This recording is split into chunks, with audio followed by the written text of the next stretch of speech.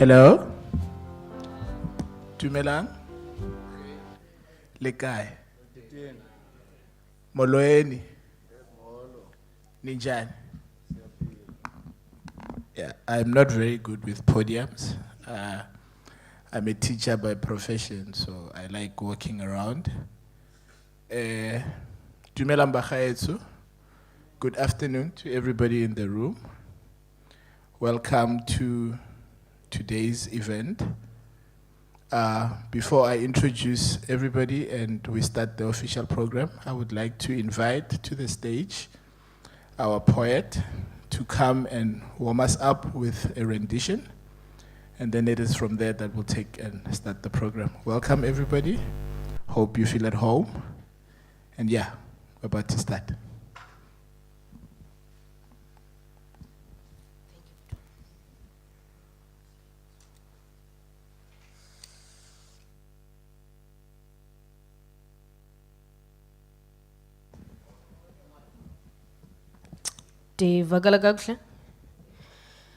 Yeah. So I wrote this poem, ndicinga inoba singabantu abatheni. Ndiqonda uba okay. Singabantu thina banengcambu. Sivele kokhokho bethu. Sinxulumene nokhokho bethu ngomoya, ngemiphefumlo, ngamaphupha bengasekho. Singabantwana bomgquba, abantwana bethongo siyazi, ukamatha namanyange ayaphila. Singabantu bobuntu. Yawufika siqhula sihleka intsini singabantu bobubele. Singabantu bobuntu uthando nemvisiswano. We are one pro-black and conscious. We are working collectively to remove shackles that bind usually to us to perpetual servitude. We are embracing the ancestral connections we feel. We do understand that the conqueror cannot write the truth about us. They have to say negative things about us to justify their invasion. We are opposing those writings, their visions and false manifestations of what the black man is, and all our different tribes. We're people of songs, chants, drums, love, melanin, soil. Singabantu bentsomi. Abantu abancokola nawe singazi negama lakho ngumndase mndase. Uthando lwethu lweAfrika luyasimanya, luyasithwala, lusinika amandla. Singabantwana bomgquba, abantwana bethongo.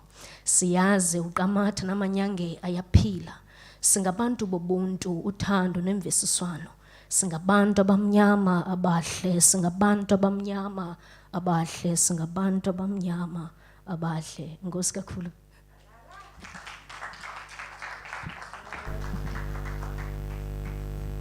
That was fantastic. I'm not sure I can be able to beat that for the duration of today, but please bear with me. Mdase. We're all here. My name is Karabo Mayane. I am a lecturer in the Department of Philosophy here in Nelson Mandela University. Mine today is just to make sure that everybody participates, everybody is on time. I'll be here being the timekeeper. I'll be standing up and throwing things at people. I would like to make it with us, but could not make it because of an emergency. Professor Andre Giet. I would like to acknowledge the Dean of Students who's with us here today, Mr. Lutando Jack. I'd like to acknowledge also the Director of Student Governance and Development, Dr. Bernard Sibake. Also my fellow colleagues, dear students, ladies and gentlemen, those of you who are with us here and those of you who are watching us live. Before we start the program, I would like to remind you that we're gathered here today on the eve of Africa Day to celebrate Africa Day. As we all know, this month is Africa Month, and we're here to have conversations about some of the salient issues that perpetuate our struggles in the country, in the continent, so that we can come together and have ideas of how we can work forward and push through to some of the solutions that are based here. To give us the purpose of the meeting today, I'd like to welcome the Director of Student Governance, Dr. Bernard Sibak, with a round of twas.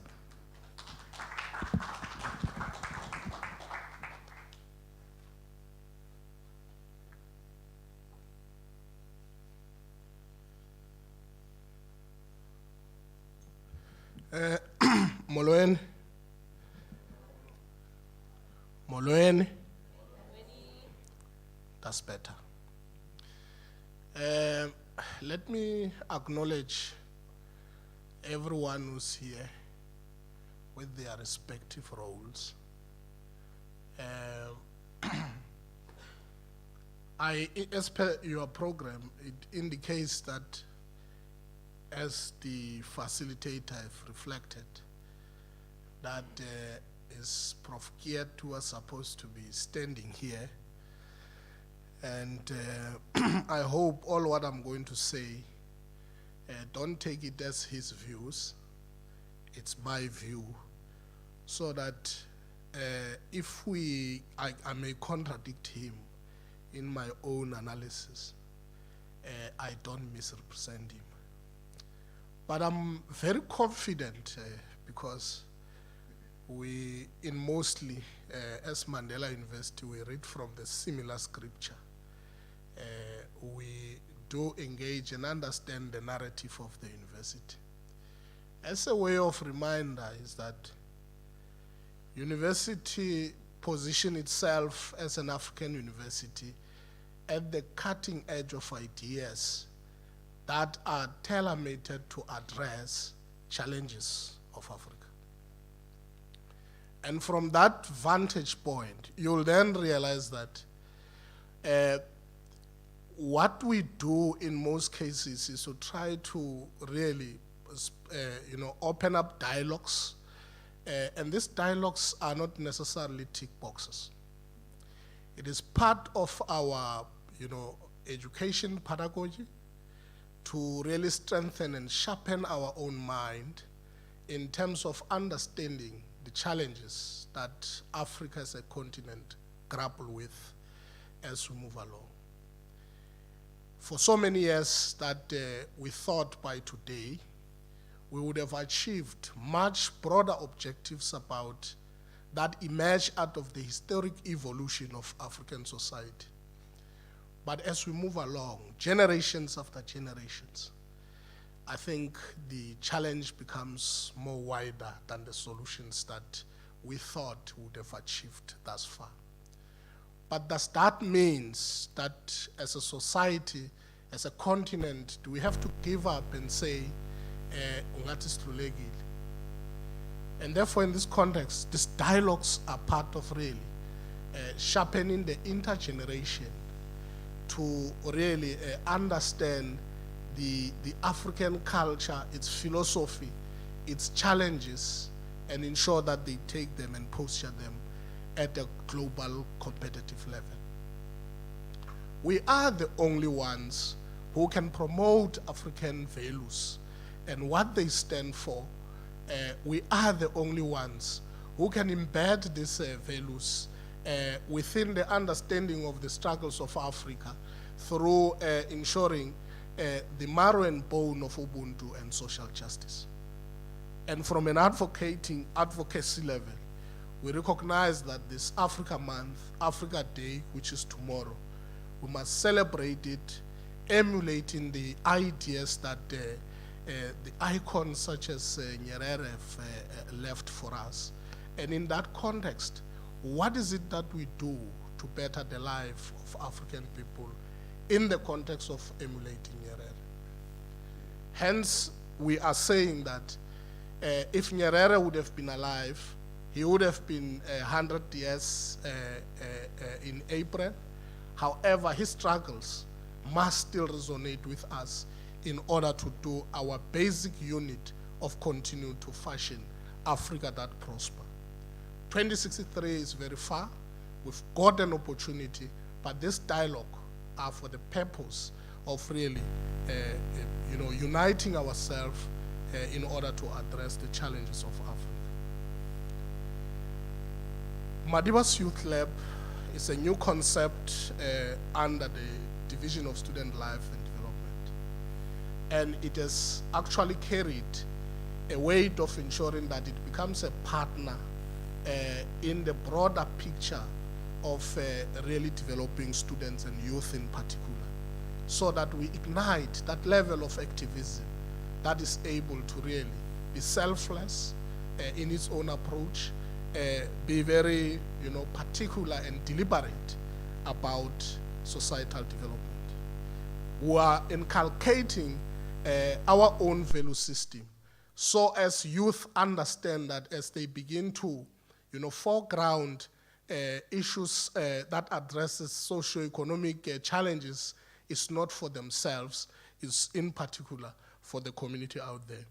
So if we really have the ripple effect of that kind of mind shift, I think it is in our context that we shall have at least ensure that we really invest in the generation to come as our work continue to really cultivate a culture of human development, a culture that's very important to understand the challenges underlying the African continent on its own. So as a result, allow me to open this dialogue officially by welcoming and acknowledging also our guests that I'm not going to call them by names for now, so that I leave that part with the facilitator. Feel welcome.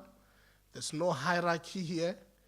If I raise an idea that you think maybe you've got an alternative, please don't say it was raised by the director or it was raised by the dean or by so and so.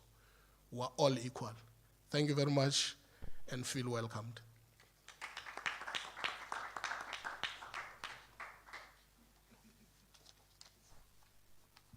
Thank you so much to the Director of Governance, Dr. Sebake. What's going to happen now is, as he's already elucidated on the subject matter, is we're here to celebrate Africa Day, specifically to engage on the troubles and the issues that trouble us as Africans. I think this is a timeless conversation that is supposed to happen in this room, particularly because of the audiences that we find in this room. So, to engage in this subject matter, I think we have a nice combination of management, academics, support staff, and students who are the participants who engage on this project of education in this institution. And these are the right people to have these conversations with, to engage with on the subject matter, and to have some kinds of opinion on it. I just want to bring in the question of the importance of speaking about Julius Nyerere specifically. As we all know, he was the governor of the Tanganyika from 1961 up to 1962. He then became the prime minister and later the president of Tanzania. All of you know his accolades. All of you have learned about President Nyerere. But I think of particular importance is the kind of philosophy and the values that he espoused in terms of driving that philosophy forward.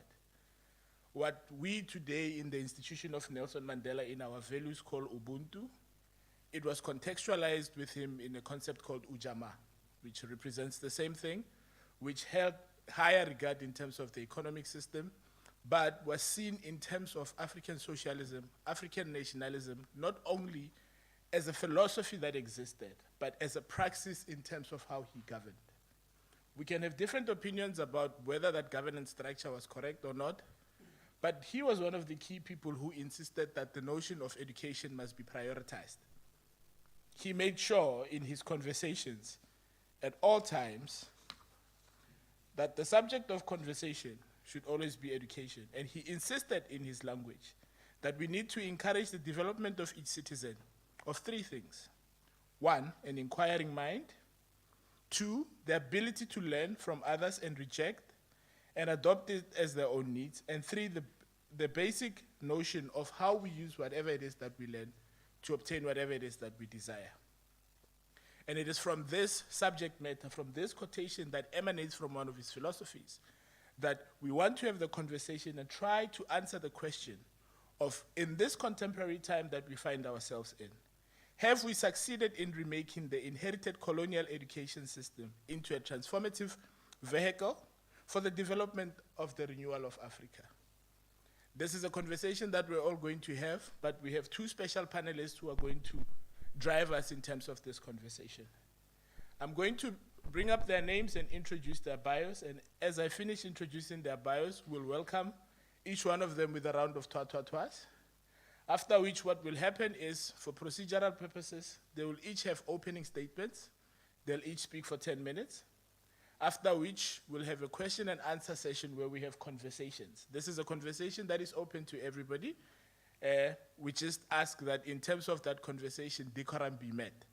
And then after which, we'll have closing statements, and then they'll speak for 10 minutes. We'll speak for longer. So what will happen is that I'll first introduce our first panelist for the day, which is Mr. Lukhona Mnguni. Mr. Lukhona Mnguni is a PhD candidate in political science at the University of KwaZulu-Natal, and is a significant contributor in national discourse on a range of issues through his writings and commentary. He hosts a show on ENCA called On the Spot with Lukhona, every Sunday at 12. He holds a Bachelor of Community and Development Studies and an honors degree in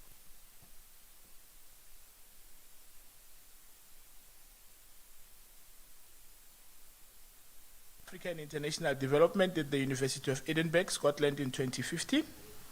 Mnguni is passionate about education and the development of South Africa. He contributes through scholarship, activism, and influencing public discourse. Mnguni serves as a policy and research director at the Rivonia Circle, a political think tank that researches and articulates political alternatives to South African problems. A villager at heart, Lukhona's home is in Balasi location in Flagstaff. Ladies and gentlemen, with a warm round of applause, let's welcome Lukhona.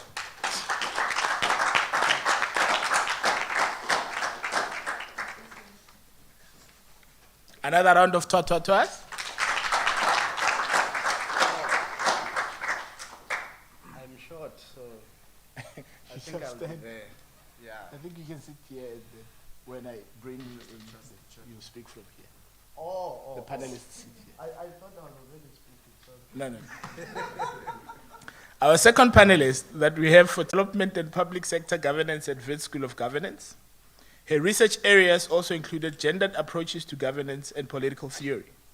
She worked as a senior research consultant in varied ministries, where she has been responsible for policy drafting, framework development, as well as providing early evidence-based research for policy positions. She is the author of Mothers of the Nation, Manyano Women in South Africa, a book which explores the intersection between Black church, liberation theologies, as well as African feminist analysis of public sphere in South Africa. She graduated from Rhodes University with a master's degree in political studies and international relations in 2017, in which she explored how Women's Manyano Church group offer a space for the public performance of citizenship by Black women. Kobozi holds a postgraduate degree in international relations. She holds an Alan Gray Center Leadership Ethics Fellowship. And previously, she worked as a researcher in Aranti, which is focused on the development of LGBTQI rights in Southern Africa. Ladies and gentlemen, with a warm round of applause, let's welcome Lukhona.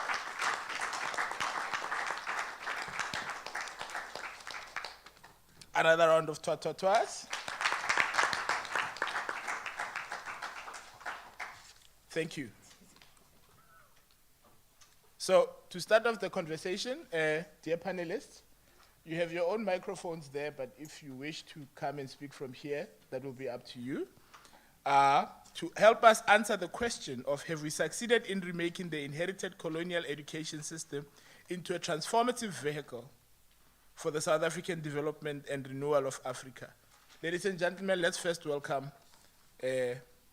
Lukhona Mnguni. Another round of twa-twa-twa. I'm not sure how many twa-twa-twas you guys have in store.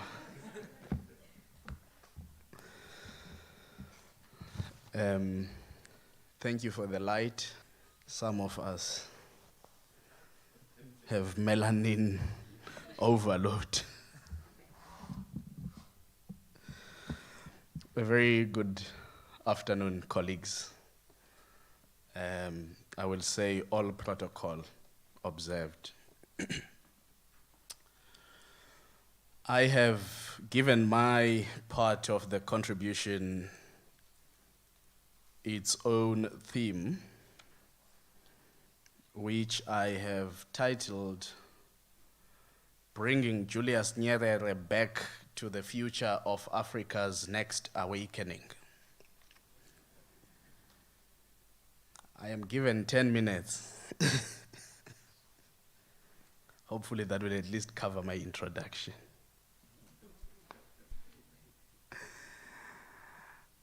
I am elated to once more join the Nelson Mandela University community. I think this is my third visit here in almost just as many years. Maybe I should request honorary residency here. It is equally an absolute privilege to be tasked with the duty to share some thoughts on the philosophy, values, and praxis of this intellectual tower, Julius Nyerere. The most remarkable continuity is that we are both graduates at the University of Edinburgh. Nyerere received a Master's of Arts degree in Economics and History following a scholarship he obtained in 1949 at the University of Edinburgh. I received my Master of Science in Africa and International Development at the same institution following a scholarship received in 2014, 65 years later. I'm not saying I'll be a president, but I'm just showing continuities. And during my time in Edinburgh, one Dr. Thomas Maloney, with whom we shared many pizzas and beers, was working on a book that eventually earned the title Nyerere, The Early Years. This book sought to trace the earliest influences in Nyerere's life that shaped his worldview and, most importantly, his political philosophy and praxis. As human beings, we are formed long before we are allowed to perform on the stages of life. During those performances, we are merely refined. Nyerere pursued life, unassuming but with purpose, as do many other young people in the world. But his formation influenced in many ways his ultimate station in life. Some will claim his time abroad as having been most influential in his life. Yet most of his lifetime as a young man was spent within the environment of his upbringing and nurturing. It makes sense why some would want to cite Edinburgh as Nyerere's place of enlightenment. He was the first Tanzanian to study at a British university and only the second to gain a university degree outside Africa. However, we must be reminded that by the time Nyerere earned his scholarship, he was 27 years old. It would be amiss to commit erasure of those 27 years as having been foundational to the formulation of his political thought. Those who seek to center Edinburgh do so wittingly or unwittingly to continue the idea of some places as centers of civilization and nodes of enlightenment over others. There is no doubt that stepping out of your immediate surroundings into unknown territory has the ability to educate, demystify, and enhance one's outlook of the world. We see this when we take holidays to different provinces, countries, and continents. The rich now picnic in different planets, but that's a story for another day. For some reason, a number of our African liberators have been unable to unshackle themselves from the bondages imposed by their connections to Western education. This education stood them in good stead when they needed it the most. When people who were educated in the land of the colonizer began to rise to power in the colonies, former oppressors were somewhat comfortable to pave way for their ascendancy. After all, the liberators had been initiated in the etiquette and preferences of the colonizers. Therefore, were these liberators in philosophy and compromisers in praxis? It remains a conundrum to be solved as we pursue the future Africa deserves. The distortions perhaps begin even much earlier in the epochs of social evolution in the colonized territories. Missionary education played a fundamental role in dividing societies. Here in the Eastern Cape, the Amakaba and Amaqoboka divide was born, while in KwaZulu-Natal, it expressed itself as Amakholwa and Amabhinqa. I am certain the divide between converted native Christians and those who decided not to associate and remain in their traditional cultural settings of spirituality and learning has not been studied enough in embedding our contemporary understandings of education and its influence in African society. Formal education has a divisive past in the continent. How then do we look to this system of formal education for Africa's renewal? I suppose this is the question we must contend with today.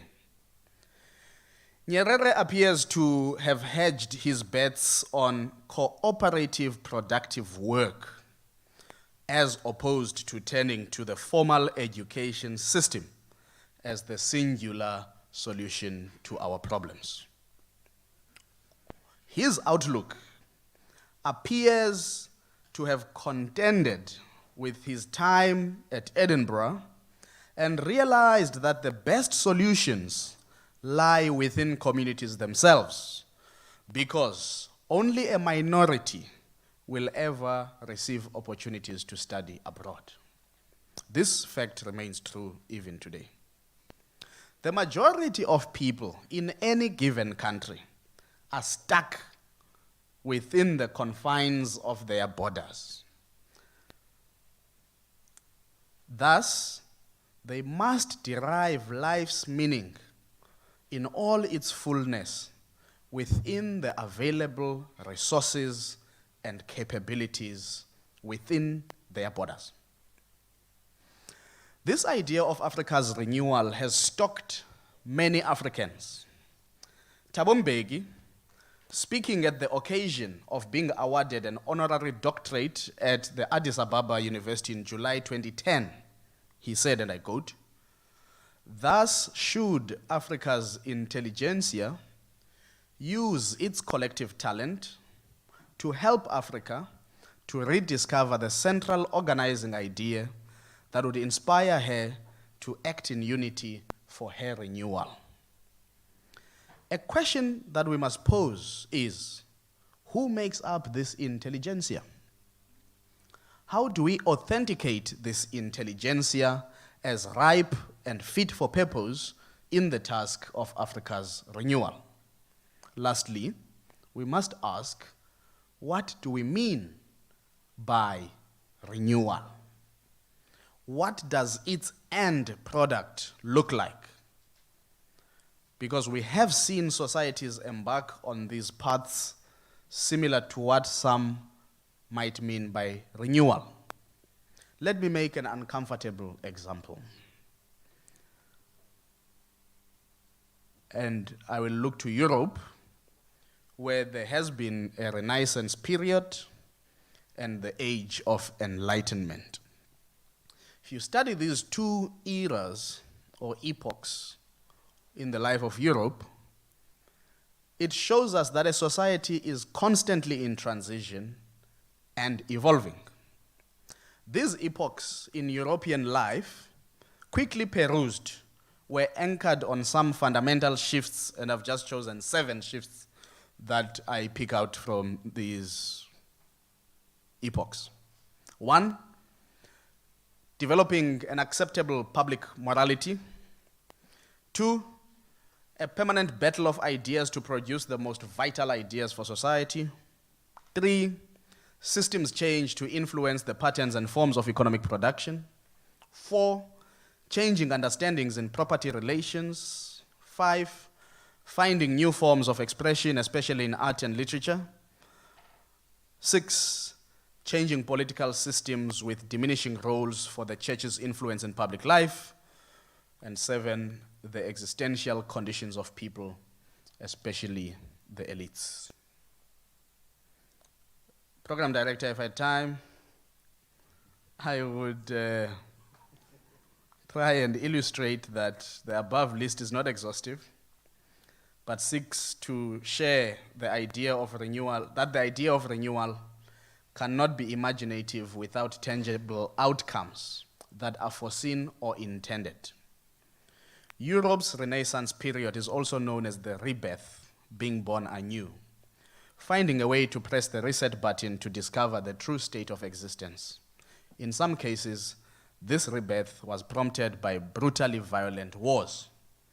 In Europe, this renaissance was preceded by the Norman conquest and invasion of England in the 11th century. This renaissance crystallized with the French Revolution in the 18th century. That revolution introduced a significant disruption to human relations, implanting the need and importance of the human rights paradigm, to which we are still contending.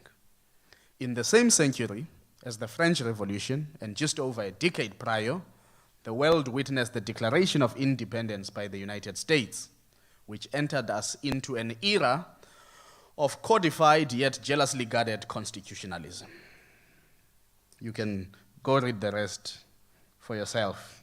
But I want to disabuse us from the idea that Europe's own history is often distorted in our public discourse. Because they colonized us, the dynamics of colonialism within that part of the world are often glossed over.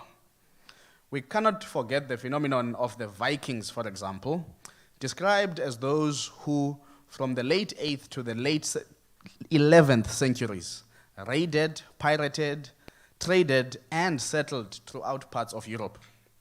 They are said to have been traveling from Scandinavia.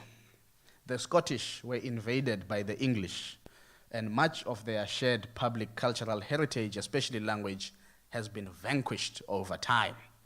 Some of the traits of imperialism and totalitarianism we must grapple with are certainly not unique to the continent. For this reason, we must be more deliberate in our conversations about what we mean when we speak of Africa's renewal.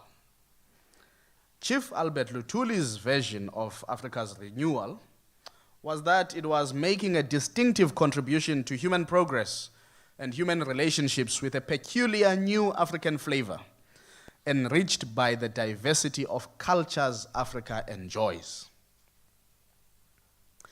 But what is this flavor that we call an African flavor?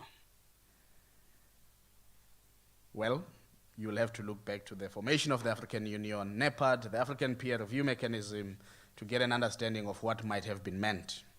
Before I get chased away, let me return to Julius Nyerere. I'm going to truncate myself, Program Director.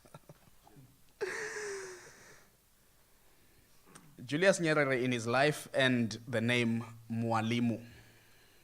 Commonly translated, this means teacher. Throughout the ages of his life, Nyerere taught us. The biggest lesson has been captured in various academic and developmental circles as Ujamaa, born out of the Arusha Declaration. The declaration states boldly that all human beings are equal. That's how it starts. This is an important exposition in that it reaffirms the Universal Declaration of Human Rights of 1948, that all people are equal and dignity is an inalienable right we should all enjoy. Responding to his immediate material condition, Nyerere conceptualized Ujamaa. This Swahili word means familyhood. And Nyerere was promoting rural development around communal farming in villages. The ethos was one of promoting communal rather than private production. The government's focus in this context under Nyerere would be the provision of water, education, and healthcare in the Ujamaa villages. Nyerere developed 4 prerequisites for development: the land and agriculture, the people, the policy of socialism and self-reliance, and good leadership. He then went on to talk about 2 conditions for development: hard work and intelligence. On intelligence, he said, the second condition of development is the use of intelligence. Unintelligent hard work would not bring the same good results as the 2 combined. Using a big hoe instead of a small one, using a plow pulled by oxen instead of an ordinary hoe, the use of fertilizers, the use of insecticides, knowing the right crop for a particular season or soil, choosing good seeds for planting, knowing the right time for planting, weeding, etc. All of these things show the use of knowledge and intelligence. And all of them combined with hard work to produce more and better results. I want to contend, as I prepare to sit down, let me first share a story. So I encountered Nyerere's work a lot in 2012, I think, 11. And I wrote a strong critique of his conceptualization of the African traditional society. Because Nyerere believed that the African traditional society was inherently democratic.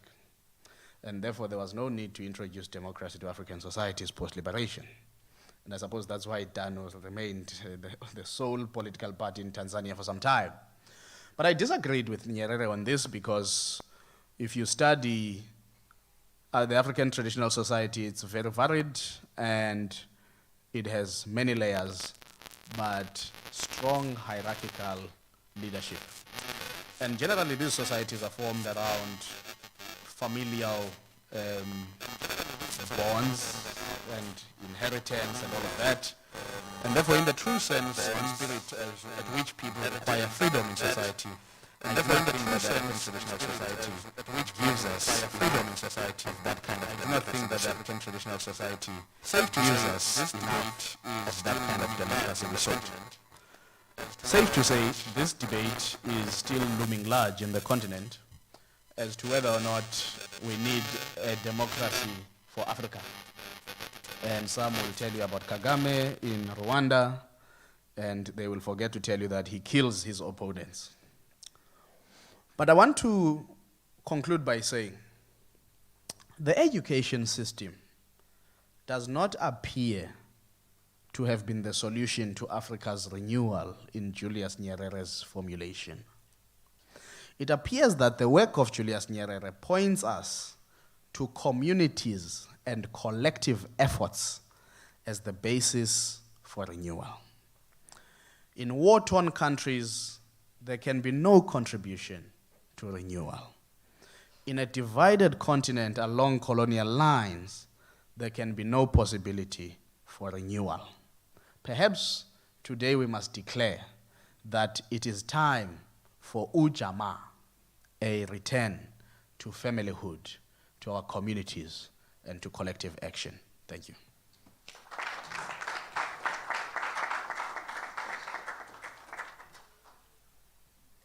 Thank you so much to our speaker, Mr. Mguni. We were very much on time. Usually what happens in this time is that I engage on some of the key points that the speaker has spoken, but I think let's digest on it ourselves so that we can have conversations about it. And let's welcome to the stage now to give us their view on the subject matter, Ms. Lishle Kobos. Round of twa-twa-twas.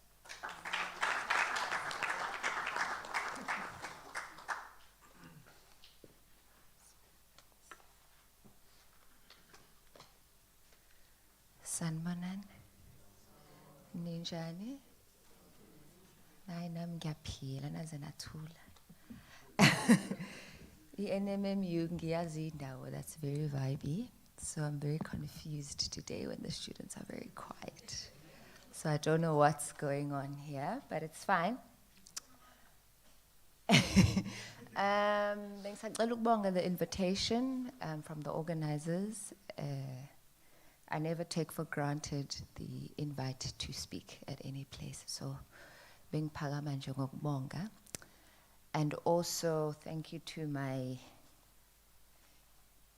fellow panelist, Mr. Mguni, or as people call him, the agitator of the things. But yeah, I think mine will be very brief. Can I move around? Do I have to stand here? How do I?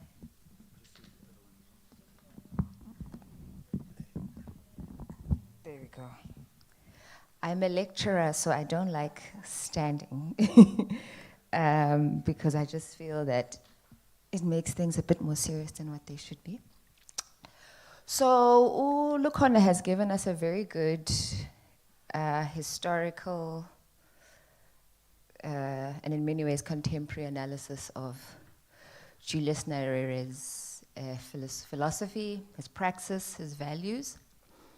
And so what I'm going to do is to try bring us to a far more contemporary analysis of what Lukhona has presented to us. Mainly what I will try to do is answer the second part of the question, and I think Lukhona has really spoken quite well on the first part of the topic for today. And the second part of today's topic is how far have we come in creating an education system for Africa's renewal? And the secondary question there, I think, is what is the role of the African graduate within this idea of Africa's renewal? And is the African graduate currently within the university space or within the institutions of higher learning, or even focusing primarily on formal education? We can also think of other forms and alternative forms of education as well.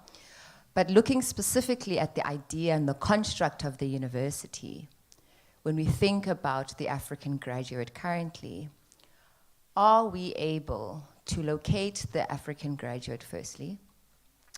Second of all, are we able to locate them within the different metrics of society's challenges, specifically on the African continent and specifically in South Africa? And beyond that, once we've placed them within this matrix of power and domination, whether that is racism, gender, imbalances of power, heteronormative ideas around who should and can inhabit space within the university, who can take up intellectual space in the public sphere, all of those things, the question then becomes, within that dynamic and matrix of power, is the African graduate equipped to be part and parcel of this renewal project of the African continent? Whatever that renewal might be.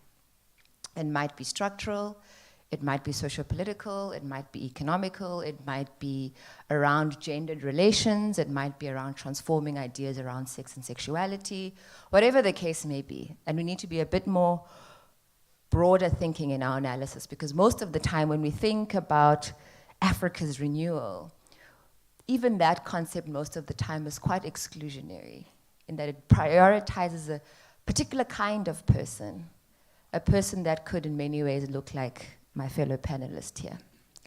A heterosexual male who identifies as a heterosexual male, who has all of the markers and signifiers of who we take seriously in the public sphere, one. And two, who in many ways is expected to inherit the African continent. And three, who then is meant to be the pioneering person within this renewal project. And so when we think about Africa's renewal, we also need to problematize that very concept in terms of who has the right to participate in that project. And within the public sphere and within the education system as well, who does the institution or the concept of the university prioritize, who does the university prioritize rather, in making them think that they have that prerequisite right to transforming the continent? And once we've answered that question, we can begin to also problematize the very nature of the university, one. Two, who the university prioritizes in terms of leadership, and who also the university deems as fit enough to be this intelligentsia of the African continent, specifically when we're thinking about renewal. And in many ways, that does not include myself. It does not include members of the LGBTI community. It doesn't include trans people. It doesn't include non-binary people. It doesn't include a lot of people that are not seen primarily as heterosexual and male. So on the one point, that is the kind of African context that we're thinking about when we think about leadership specifically related to Africa's renewal. And so I'm just posing questions and not necessarily giving answers. The second part when we think about Africa's renewal is that where are we locating the African graduate currently? What is the context within which the African graduate is existing in? Looking at South Africa specifically, what are the critical challenges that the African graduate, in many ways, once they've graduated, once they've gotten their degrees, what are the challenges if they are at all interested? Because we can't assume that the African graduate is actually interested in African renewal. And we can't assume that the African graduate is actually vested in shifting and changing the terrain of the South African condition currently. We can't assume that just because they're African, that they have that particular project at heart. So the graduate that is interested in doing this, what is the context within which they exist? High rates of unemployment, high rates of femicide. We have in many ways, a state that has been engineered to be dysfunctional, let me say that, in its current form. We have an African graduate in many ways that is within also the matrix of hyper-consumerist culture that we're facing in South Africa and across the globe. We also, in a very, very complex situation in that we are dealing with issues such as climate change. We are dealing with issues with the global economic crisis, not just our own. We are also, in many ways, attempting to shift into a post-COVID world, a post-COVID economy, a post-COVID social and political terrain. And in many ways, the African graduate is meant to contend with all of these shifting terrains and the shifting political, social, and economic dynamics within which they exist. And the fundamental question that we keep asking, in many ways might have posed this question in a very different way, but fundamentally, the foundations of that question remain the same. Is what we see, deem, and understand to be the African intelligentsia able, decisively, constructively, and structurally, to shift the ways in which the African continent's trajectory has been, specifically post-independence, post-apartheid, and now supposedly post-COVID? And that question fundamentally for me is one that we really cannot answer, because fundamentally the university is not creating that kind of graduate. If anything, the university is creating the kind of graduate that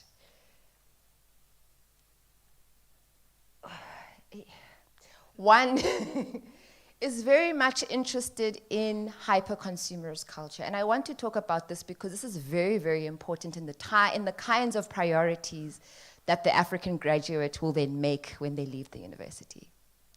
So within this hyper-consumerism culture where we are very much preoccupied with this idea of the LV bag, securing the bag, things that I can't afford. We are very much in many ways inundated with this kind of consumerism, and that the notion of the graduate in many ways is that they need to be able to position themselves in a way that they can be able to attain that. Because in many ways that is becoming the marker and signifier of success. not just within South Africa, but across the globe. That if you do not have these particular economic or socio-economic identifiers of success, nobody's particularly interested in whether or not you are part of what is considered to be the African intelligentsia, or whether you are partly interested in this idea of organizational renewal. And so the question is also that, do we also blame the African graduate for making that kind of choice? Can we? When we look at the ways in which the economy is structured in South Africa currently, when we even look at the state as well, and public officials themselves engineering this hyper-consumerist culture through their own corrupt spending choices, through the buying of wigs, some of them, through the buying of Versace outfits. Some of them, you'll see them at Diamond Walk in Sandton, for those of you who know what that is. It's a strip within the mall where it's got all the high-end designer stores. We see public officials doing that. Because even for them, they are part and parcel of this hyper-consumerist culture, and we cannot divorce that from the state, because the state as well is quite complicit in doing that. And so the state also signals a very consumerist approach to success, specifically for the African child and the African graduate. And so then can we actually blame the African graduate that makes a fundamentally different choice from the likes of Julius Nyerere and all other post-colonial or anti-colonial activists across the continent?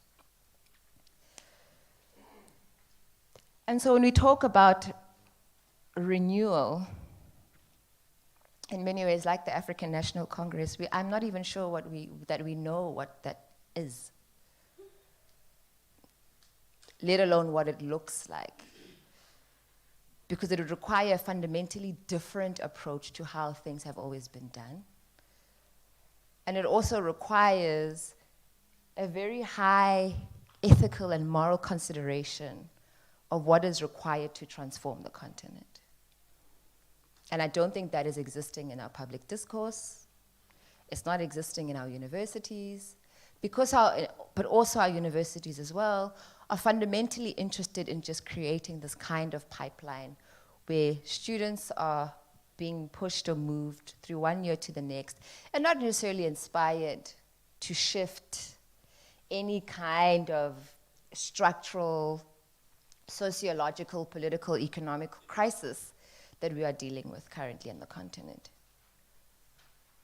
And so when we look at the education system itself, beyond just what Ulukon has spoken about, sort of the efficacies of an inherited education system, all of that is fine and it's problematized quite well. But when we look at the education system and the kind of university that we have in existence, specifically within the matrix of capitalism, because universities are also operating now as a business and in a business model. And so where profit becomes quite critical to the university as opposed to producing the kind of intellectual that is required to shift or rather introduce some kind of renewal on the continent. And so these are a lot of things that the African graduate or people graduating in Africa, whatever you want to call it, these are the kinds of challenges that we are seeing. We are also seeing extreme hyper-masculinity showing itself in universities. And that universities, through student movement and student organizations, that becomes the breeding ground for a very hyper-masculinized understanding of who is the individual that's going to bring us to this idea of renewal. You can see it everywhere. SASCO, ANC, EFF, PYA, whatever the case may be. All of these fundamentally show us the kind of masculinist approach to understanding how renewal must take place across the country. And if we're not careful, we will run the risk of losing the gains of the feminist movement of the country, if we are not careful. Because apparently these are the people that will take us forward, right? These are the kinds of political formations that are meant to take us forward, who exist within this idea of who is the custodian of the Africa that we want and the Africa that we envision. And that custodian, most of the time, like I said, doesn't look like myself. But before I ruffle any more feathers, I will sit down. Thank you.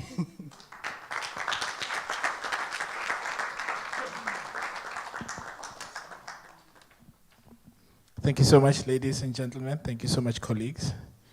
Wow, this felt like a philosophy class. I think, and it does something very important because it's very easy to fall into the trap of solutionist thinking without necessarily engaging with the problem and trying to understand what the issues and the intricacies are. That's usually the challenge. Every time you speak about something that is pertinent, there's always an issue of, so what do I do about it? Without necessarily understanding what is it about it that is a problem. So in this question and answer session, so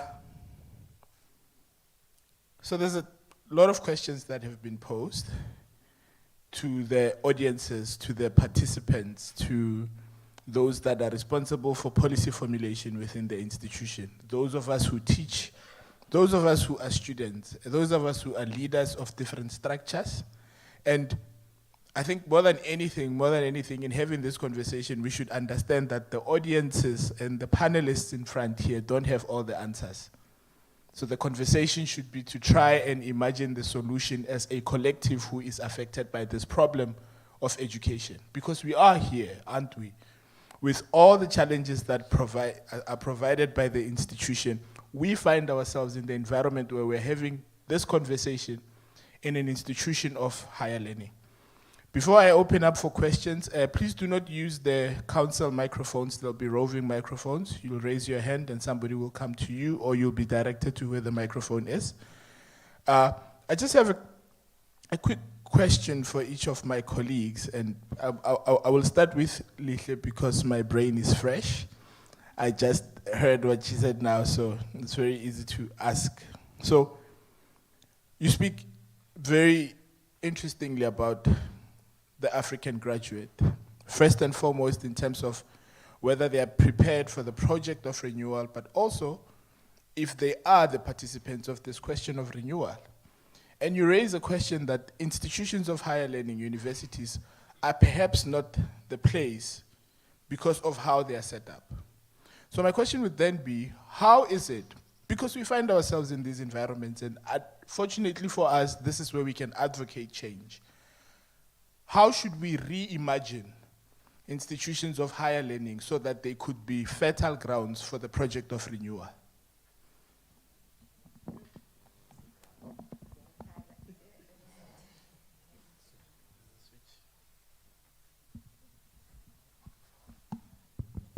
Oh, there it is.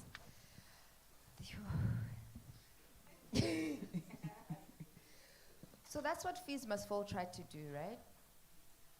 Actually, no. That's what student protests tried to do within the span of student protests across the country, not just Fees Must Fall, but what Fees Must Fall wanted to do specifically was to locate that kind of struggle within individuals. So that's what they tried to do. And let me say that's what we tried to do. Let me not remove myself from them. That's what we tried to do. And I think that's what the decolonial project in many ways was trying to do, if not from just an intellectual project, right? To say, open up the terrain of what we understand to be the intellectual contributions that people can make within institutions of higher learning. So open up the terrain in terms of introducing theories that are coming from the global south and introducing a praxis that is fundamentally from the kinds of geographies that people exist in within the global south. And also introducing this idea, or not introducing, but rather prioritizing indigenous knowledge systems that in many ways form part of just the general intellectual muscle of a lot of people in South Africa. That's what I tried to do on the one part. And the second part, I also want to say that I don't disregard the importance of the university, right? For many black people in South Africa, that is primarily the vehicle that they use to have access to any kind of economic positionality within South Africa. And I don't say that we should do away with the university. But I don't think the university is equipping us with the kinds of tools that we need to deal with the crisis that we are facing in South Africa, whether that is related to the state, whether that is related to particular parties, whether that is related to social ills that we're finding. I just don't think that the university, specifically the humanities graduate, I don't think we're able to do that. And so we also need to begin to find non-institutional forms of creating knowledge and non-institutional forms of creating the kinds of systems that we want or we envision for ourselves, specifically as graduates.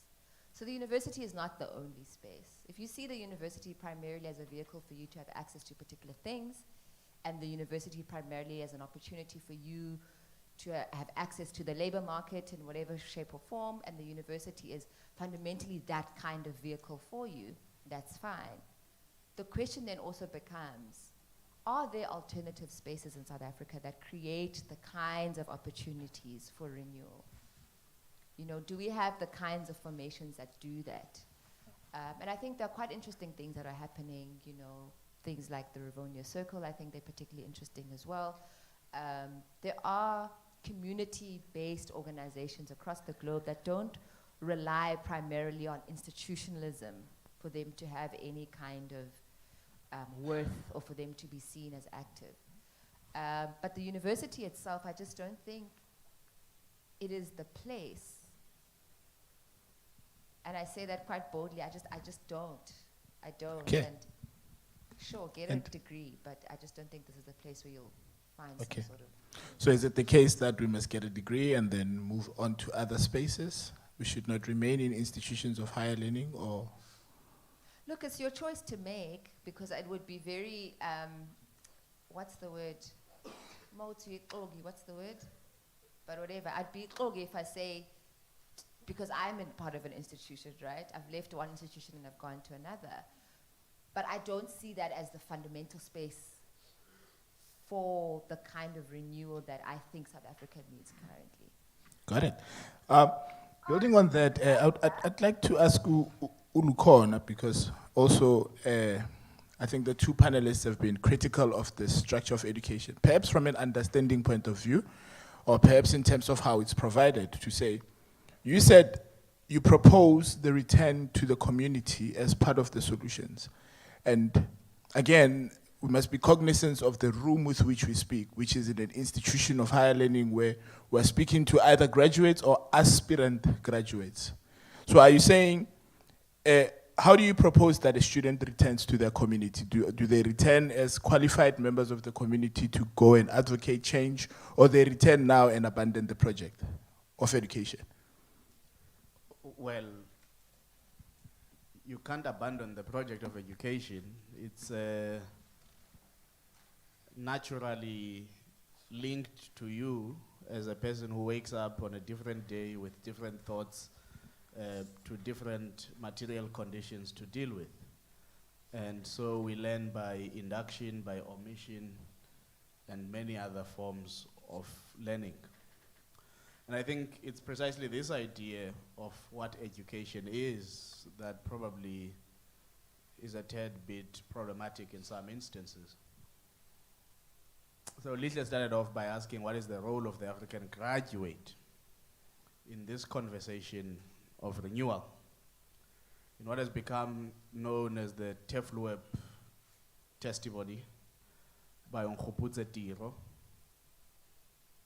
the graduation speech that got him expelled from Tefluep, that eventually got him banned from South Africa and eventually got him bombed in Botswana. Nkgopotse Tiro says the role of the African graduate is to go back to his or her community and try and educate and re-educate, because he contends that even the parents of these graduates have become part of the nuts and bolts of the system that oppresses black people. Of course, as a SASO black consciousness person, he probably was confident that even with the imperfections of the education system as it is structured, the very existence of SASO in campuses would ensure that the black graduates who leave those spaces are a different type because they've been conscientized in the black consciousness movement. So that would be the assumption that he makes, not necessarily to praise the education system as being all good and all knowing. And it is indeed true today. Some of us sitting here, our parents are part of the system that oppresses us. They steal from the public purse, they are dishonest, they are violent, they are criminals, and in some instances, they fail us just by not taking any action when wrong things happen. They fail us by not making sure that the culture of this public, ethical, moral being is championed in society. The first people to opt out of public morality are elders. They ask, whose morality?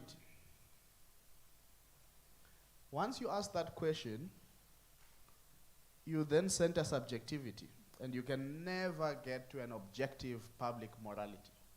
And yet people who must live in common unison, not to say people must stop being individuals, but the truth is that we can't exist in the same community and not have a bare minimum understanding of things that are do's and don'ts.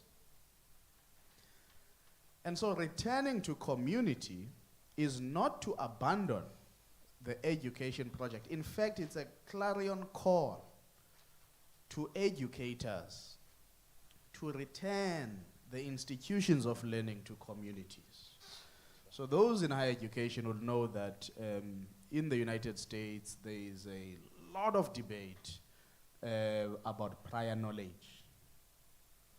What do students know before they come into the universities? One lecturer at UKZN used to say, students enter the university gates full of potential and they leave as empty vessels. Because the university has broken down their enthusiasm and spirit for life and imagination and innovation through its very rigid, formal, structured way of doing business. And as a result, you kill the potential, you kill the imaginative nature of the student. By the time they walk out, they are simply a nut or a bolt that's going to fit into the system of the status quo. And so by returning to community, it's exactly to do that. Create an ecosystem that fundamentally shifts how we view education. As a last point, there are lecturers who are so resistant to the idea of students making contributions to curriculum. They say, what do they know? Angithi, they've come here to learn. And that is problematic. And maybe those kind of lecturers must be audited out of the system as a first point of departure. Sure. Please don't audit me out of the system. I'm one of the good ones. Please note me. I'm going to take this opportunity to take questions from the audiences. If you have a question, please raise your hand. I'm asking, man, let it not be like a synoptic question. We just point to the issue to say, can we answer on this better, so that we can take as many hands as we possibly can. Let's not do brainwaves. If you have a thought, let's share it. Even if you're not sure about the thought now, perhaps raise your hand so that by the time others speak, you'd have arrived at the point. I see one hand at the moment that I want to note. Okay, I see the second hand. I'll take a round of 4 questions. I see the third hand. Do we have the fourth? I see the fourth hand. I'll take you in the next round. So it's a round of 4 questions. Who's got the microphones? Let's get number 1. I'm going to ask that we ask all the questions first. You'll take notes. Do you have a pen, my leader? And then we can answer that round and then take another round if my captains allow me with time. But yeah, let's go with number one. Good evening, everyone. Gama Abongile. I was born and bred in PE, Makaki, Stone Umtoa to Tigelunun, Mamu Pumekraidok, Mam Kum. I attended the last Imbadu series, the second one, that focused on reimagining quality, being realistic, and having impactful engagements. And what I noted there, I'll be brief, was that as much as our problems that we face today are systematic and come from the past, but at the very same time, there should be a personal responsibility from the people that were previously oppressed or disadvantaged to take the power, because the systems that are in place were designed by men, and everything that is designed by men it has flaws. And we should not, and I feel as if, judging from my background and where I grew up from, we suffer from inferiority complex, which is we feel less. There's a saying that black doesn't crack. We've been here for a long time. We survived the weathers and storm. Secondly, I'm trying to address the second speaker, the African graduate. And what I got there was the university doesn't necessarily equip the learner for the outside. I'm doing a BA for I'm on my third year this year on politics. The university, as much as it has flaws, but from the flaws that they have, I managed to see the brighter side, which is interact with people, because that's how you live life, interaction, not in the textbook.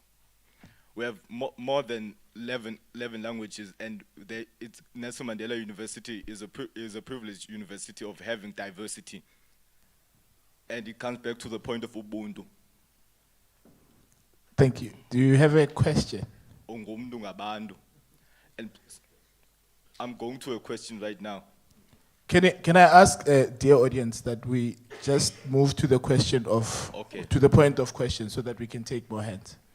I don't have the question for the first speaker, because everything he said resonated with what I thought. For the second speaker, I think saying that the African graduate in the current climate, and considering globalization in terms of advancements of technology and the access of internet that we have, the university does offer data and stuff like that, and laptops for students that didn't have access. And we are privileged to be in spaces like these and to express these ideas. How come a graduate, after, let's say, 3 years that they've finished their degree, after attending all these things, being in the positions, being in rooms like these, that they cannot be useful in the outside world with the knowledge that I've equipped? All right, thank you. Can we move to the second question? Who was number 2? That was number 2. Speaker, I was number 2, but you just mentioned that we can't, we have to have questions, whereas like our speaker, for instance, she posed quite a lot of questions to the audience, so my approach is to basically come with the questions. I'm not sure. Can it be a brief one, please? Okay, I'll try. Here's a microphone. Ngosi Molen, Kamalam Tabiseng, Lero Todi, and I must confess, I'm going to Teta, but sometimes you just have to. So I'm in the humanities discipline, right? And the question, are we able to locate African graduates, that was posed by Ulihle, really evoked me to contribute. And what we tend to forget, Lihle, as much as I agree that the university or the tertiary institution does not necessarily offer us the necessary tools to navigate outside the space, it does, to a certain degree, allow us to sort of confront the conditions which shape who we are, and they also give us certain practices and philosophies that we can apply moving forward to navigate through life. So I wouldn't completely dismiss it, especially when it comes to African renewal. And Lukona mentioned how we should go back into the community. And it's important when we go back with a certain level of acquired knowledge. And that sort of acquired knowledge, we cannot dismiss the impact of textbook and engagements. That's why I always say that humanities, especially politics, are so undermined, because they literally offer us the necessary tools which sort of help us understand who we are, how we got here, and importantly, it allows us to sort of devise ways to move forward. And I think that's where African renewal is sort of draws from. It draws from how do we, citing the legacies of the past and how they still confront us today, how do we overcome?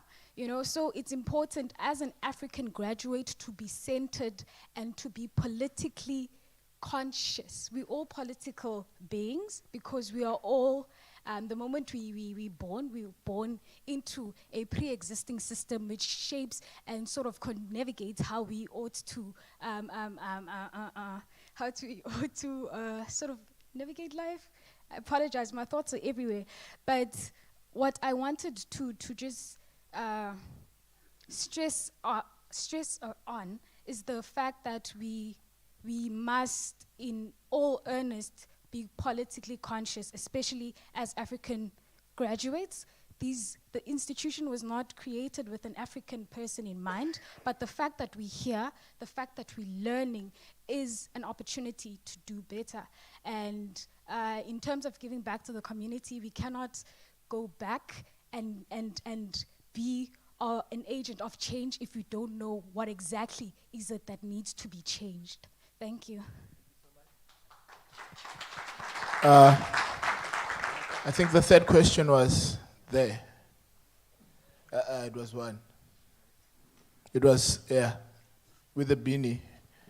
And then number 4 is there at the back. Thank you, Chair. My name is Ndimpiwe Kanza. I have a very simple question to both speakers. Mine is very simple. What are the initiatives that they might suggest or propose if ever the person supposed to bring a change or bring the renewal becomes a threat to the management of the university? At other side, if ever the high institutions are learning is a platform of building morals, how do we then come to protect the tool of a change in a form of organizational movement? Thank you. Thank you so much. I love short questions. Short questions are progressive. The fourth question is that side. Go ahead. Yeah, thanks. Comrade Lukona, now my question is directed to you.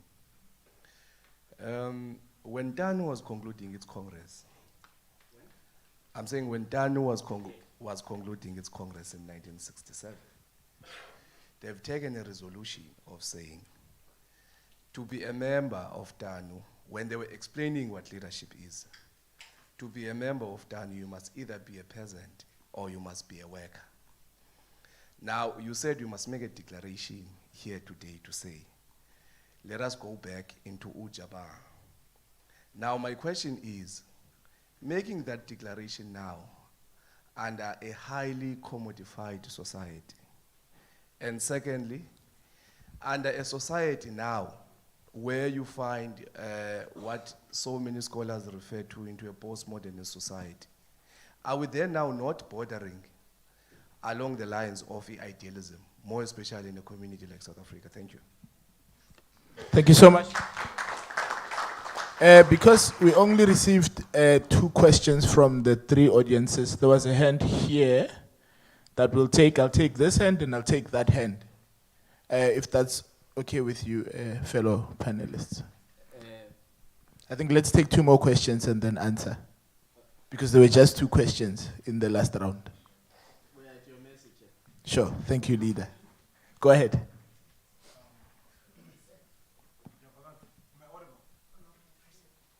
Yes, I can. Thank you. I greet everyone. My name is Sibongiseni Pokwana. My first question will go to, and thank you for the opportunity.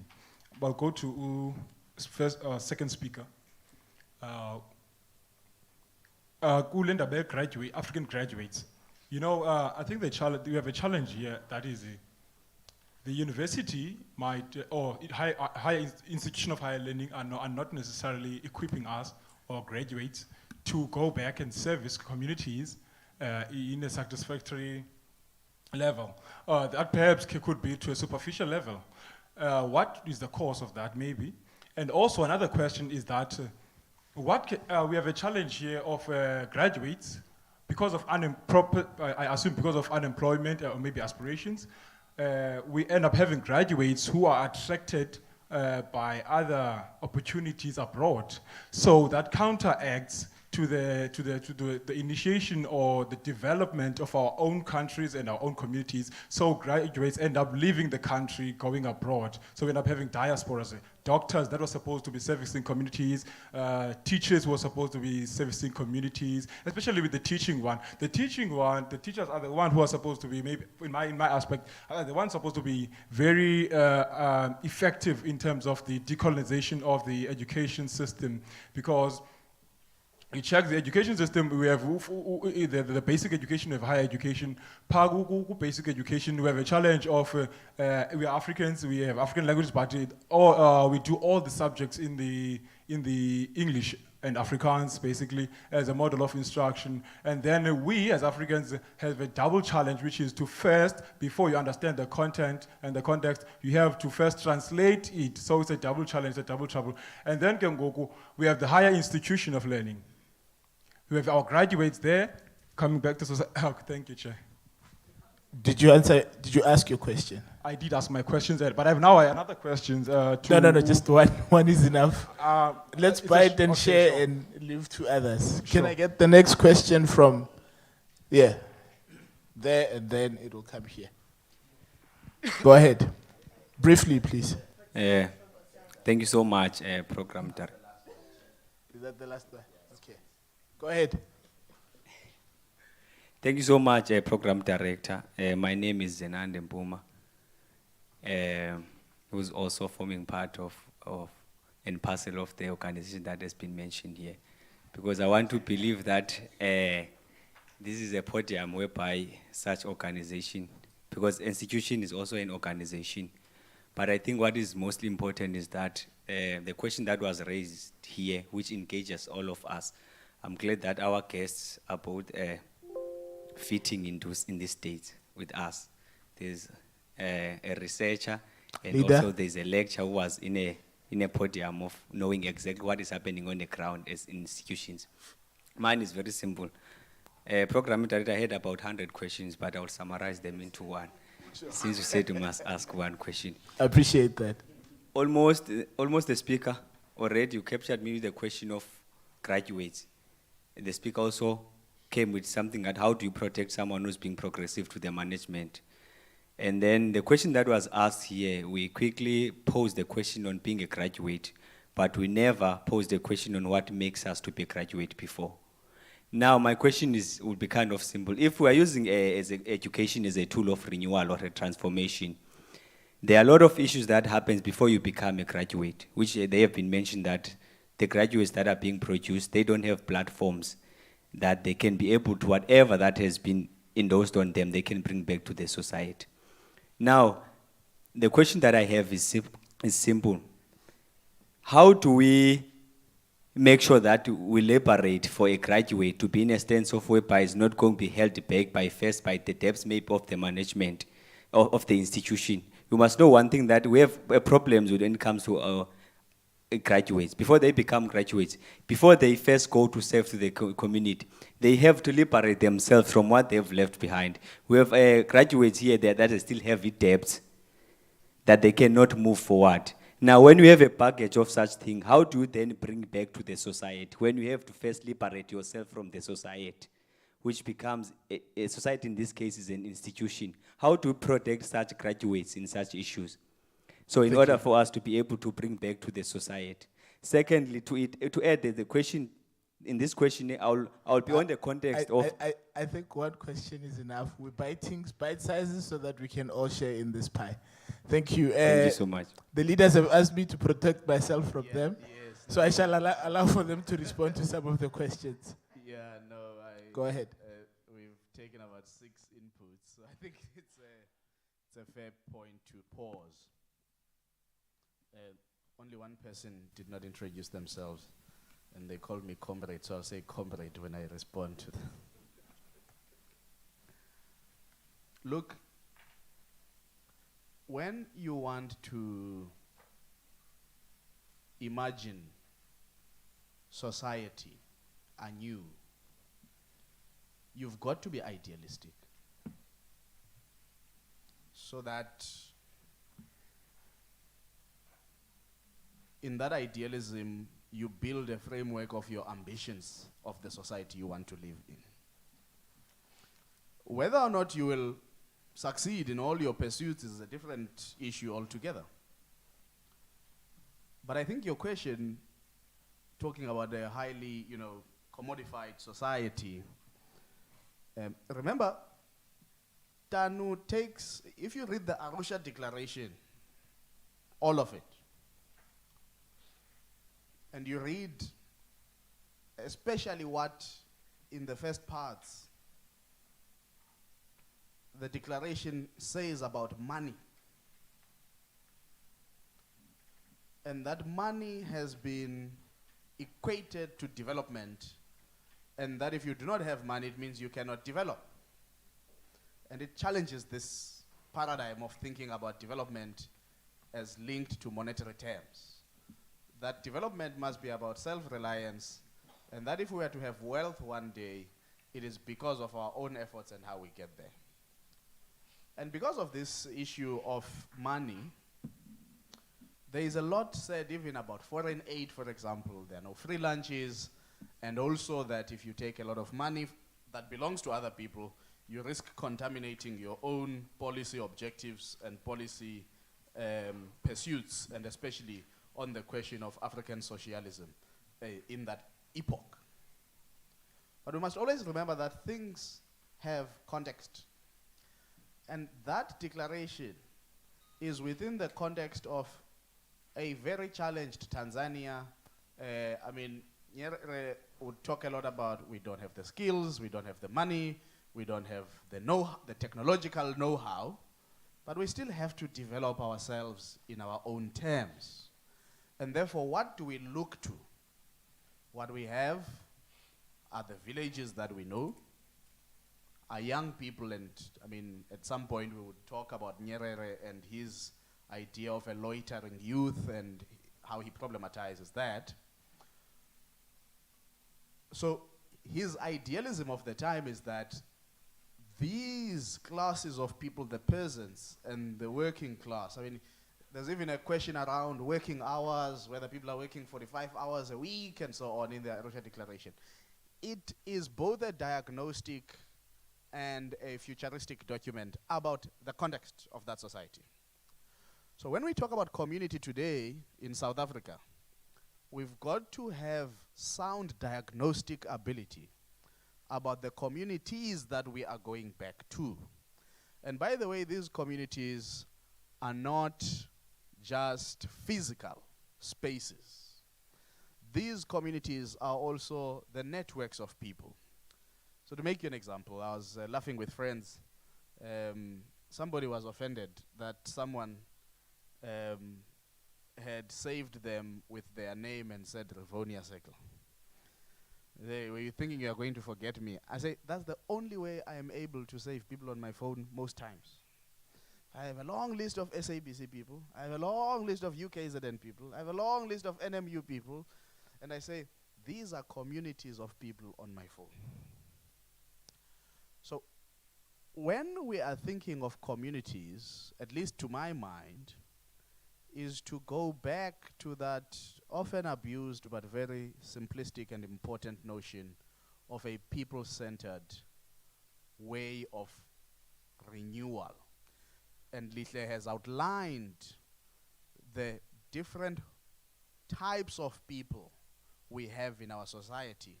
And not going back to different types of people in their individual forms of identities and stratification, but really going back to those communities with intent. Now I'm going to say this, because I want to try and respond to questions in quite individual but holistic terms. What is missing in the conceptualization of African renewal is a governing public philosophy of what we mean. When Americans talk about the American dream, I don't care if they are black or white, they actually quite have an idea what they mean and have a very clear posture of how they engage others who are outside the borders of America. So we've got to identify the public philosophy of African renewal. And I want to contend that for us to do that, we've got to identify our philosophy of education as a country. One of the most bizarre things is you ask people from the Department of Basic Education or Higher Education, what are we trying to achieve? Surely we are not trying to make people employable with education. Generally, people can pick up skills and knowledge, and it's much easier to do it in a practical environment. The university was never a training ground. And I know this sometimes appears and sounds very snobbish. And I'm still very snobbish at how we have soiled the business of universities, or the reason of existence of universities. Because when I say businesses, then I run into the muddy waters of commodification. I'm going to finish. And why are you scared to be fired from a system that is unjust? Why? No. Let's talk about this. You see, part of the problem is an instilled fear not to act against systems. And then a few of us who are very vocal, only agitators. I fought with my Vice Chancellor, Prof. Makhoba at UKZ. We fought, 4 of us. We fought him bitterly. Not because we were arrogant, because we believed in the strength of our cause. And this is why I say you must be idealistic about life. There must be things that are non-negotiable. Now, quite rightly, organizations can be tools of transformation if they're in the right hands. But what we've seen, some organizations are in wrong hands. They're in hands of people who want to sleep in the most expensive hotels, drink the most expensive whiskey, drink the most expensive champagne, and all of these things. And you are not going to renew anything with those kind of people. And we've got to be honest about these things. So we must also not think that everybody here can be part of leading renewal. Some will conceptualize it, others will drive it, others will support it, others will just watch as it happens, and that's okay. So we must not put the burden too much on all of us. But you do need to get to a position where you build a critical mass. We can talk about building critical mass because it's another difficult concept, because it almost means that you bring people into a group and then people say, does that mean group mentality, head mentality, group thinking, sure, all of those. But you've got to build a critical mass. And yes, you are correct, Tabi, saying that there is a degree of benefit that the university presents you with. And it is to build that critical mass. Any place, one place that can be a community of thousands of people gives you that, but it's not the lecturer who's going to give you the critical mass. it's your outside engagement out of the formal processes. And I must commend the leadership here at Nelson Mandela University, at least in the student division over the last 5 years or so. I've been noticing changes that are happening. There are not enough universities that are comfortable to just create these platforms for their own students. In fact, you find that it's students' clubs, societies, and organizations that are trying to create these platforms. And now suddenly you have an institutionalized infrastructure that you can use to organize yourselves. And if one day you rebel against management and Mr. Jack is your casualty, he'll probably say, well, at least we achieved something as long as it's towards the right direction. Yeah. Thank you for that response.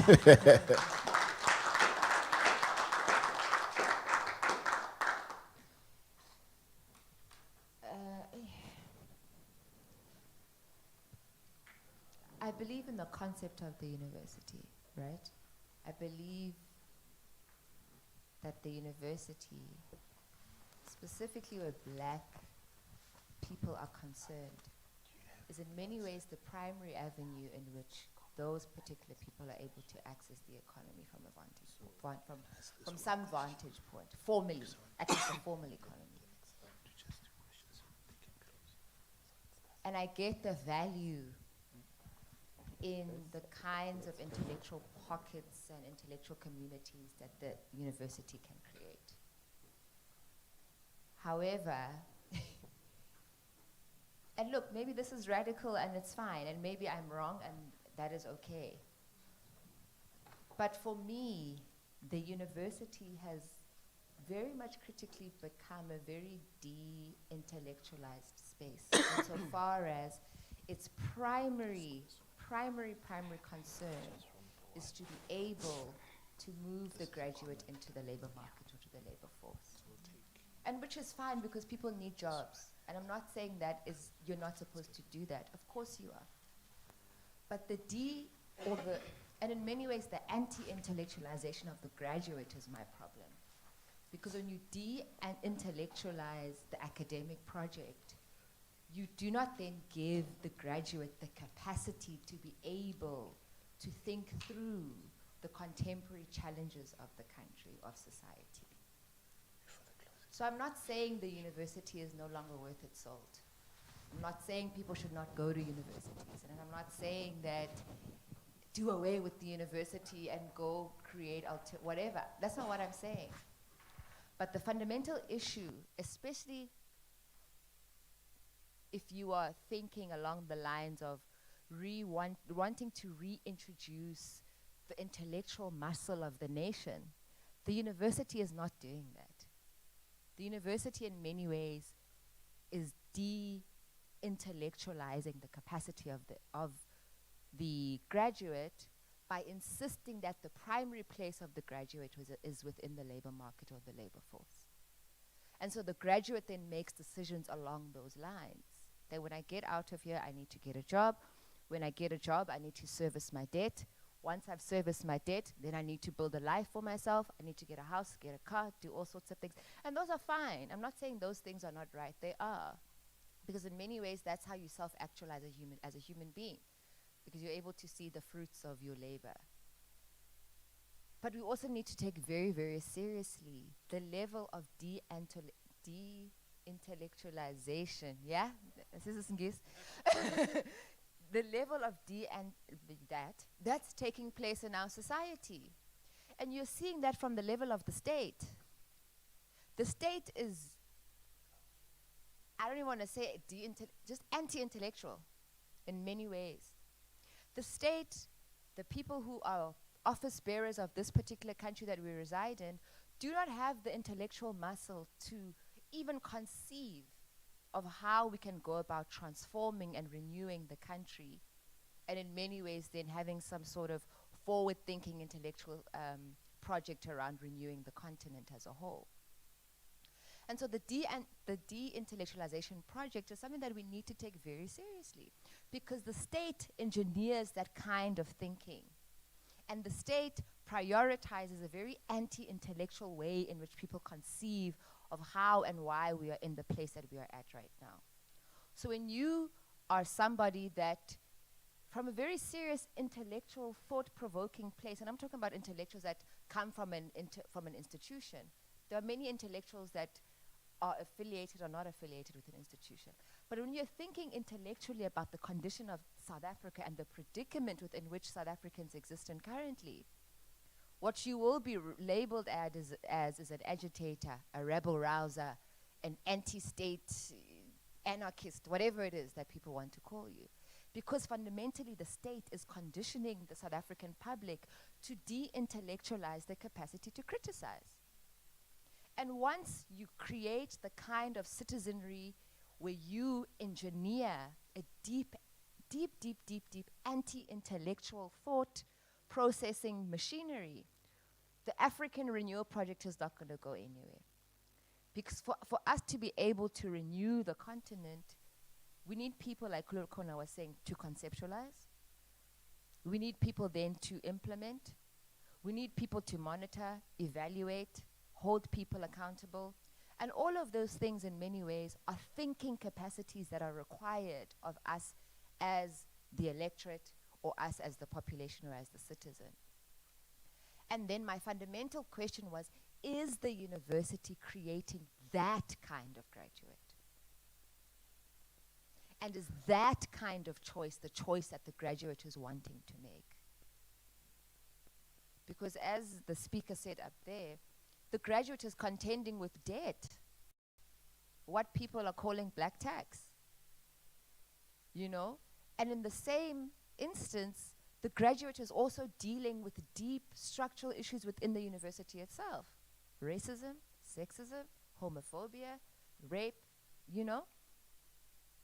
But the university itself, as something that has been considered to be the intellectual machinery of society, is not creating the kind of intellectuals or intellectual ways of thinking through African renewal. It's not creating that kind of graduate because the conditions within the continent itself are not enabling for that graduate to thrive. Because when you are somebody that is interested in African renewal, you're not going to go to PwC and say, hi, I'm a graduate and I'm interested in African renewal. PwC is not going to hire you to do that. You're not going to go to Deloitte or the Big Four or the private sector, because fundamentally that's where everybody wants to be, right? Because the private sector in many ways is seen as the ways in which people can access the economy, specifically where the graduate is concerned. And so the choice that the graduate needs to make is one of, do I prioritize my economic development, servicing my debt, prioritizing my family? Or do I in many ways become somebody that is interested in African renewal? And most of the time that space is very activist in its orientation. And people don't want to be activists. You know, people want to make money. People want to put food on the table. And people don't want to be a martyr, because most of the time that's where a lot of activists end up. And so we also need to shift the incentives around African renewal. Because at the end of the day, the economics of it also matter to people. Ideology is important, but the economics of it also are fundamentally important too. And to ask a graduate to prioritize African renewal over some sort of economic development, African renewal, versus their own economic development, most of the time they'll prioritize the economic development. And I don't fault them for that. And we can't fault them for that, because the conditions within which the graduate exists requires them to prioritize their economic well-being, because the state fundamentally has failed to create an alternative condition for the graduate.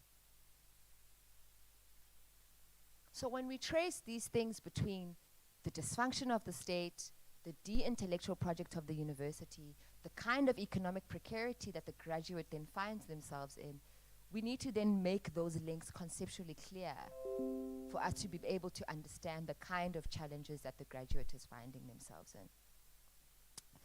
And I think in many ways I've tried to thematically deal with the questions that were posed. And Cheng, yes, protect me from yourself. But one thing is that someone asked, which I think is very important, that we didn't ask, Undimpiwe. He said, what are the initiatives that we as people, or also the room at large, can present to students that are interested in bringing renewal? And I think that's a very critical question, because South Africans, a lot of the time, we fall into problem, but when it comes to sort of thinking through ideas, I don't know what the initiatives are. Because at one point I thought the student movement would be quite the transformative movement that will in many ways spill over into other sectors of society. And the student movement, for the most part, or rather the transformative nature of the student movement in the most part has shrunk because we've seen the authoritarian responses that management and the state have had towards students. And so the clamping down of that kind of organizational renewal spirit is in many ways also affecting the kinds of uproots of organizations that are coming out.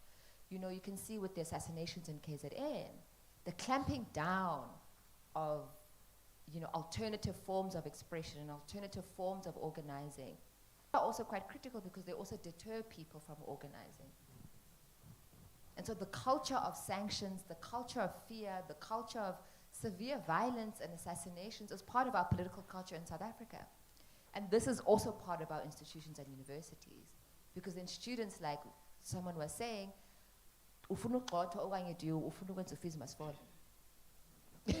and when that question comes, there's a choice that people must make. And that choice most of the time will be, I don't want to be identified as a rebel rouser, so I'm not going to participate in this kind of thing.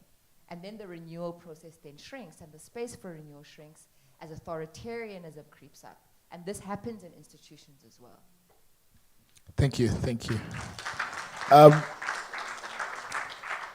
I'm very cognizant of time. There are requirements from policy to governance, or to say if we keep you for a certain amount of time, X, Y, Z must happen. So I think I'm going to respect your time and try and finish in time. So what's going to happen now is there was a question that I did not take from the last round.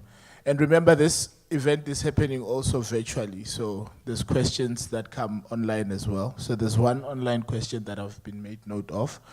We'll take both those two questions, and I'm going to request that in answering them, you add them into your closing statement, so that then we can move on to the next part of the conversation. Let's take first the question from the speaker who asked the question on YouTube.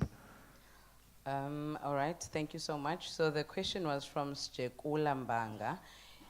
He's asking, maybe the question is, why with the changing demographics of student structure, management structure, transformative policies, universities still continue to have limited impact on renewal? Okay. And then we'll have a question from, it was you, no? Did you ask? Oh, you are fine, thanks now. Oh, you want the microphone?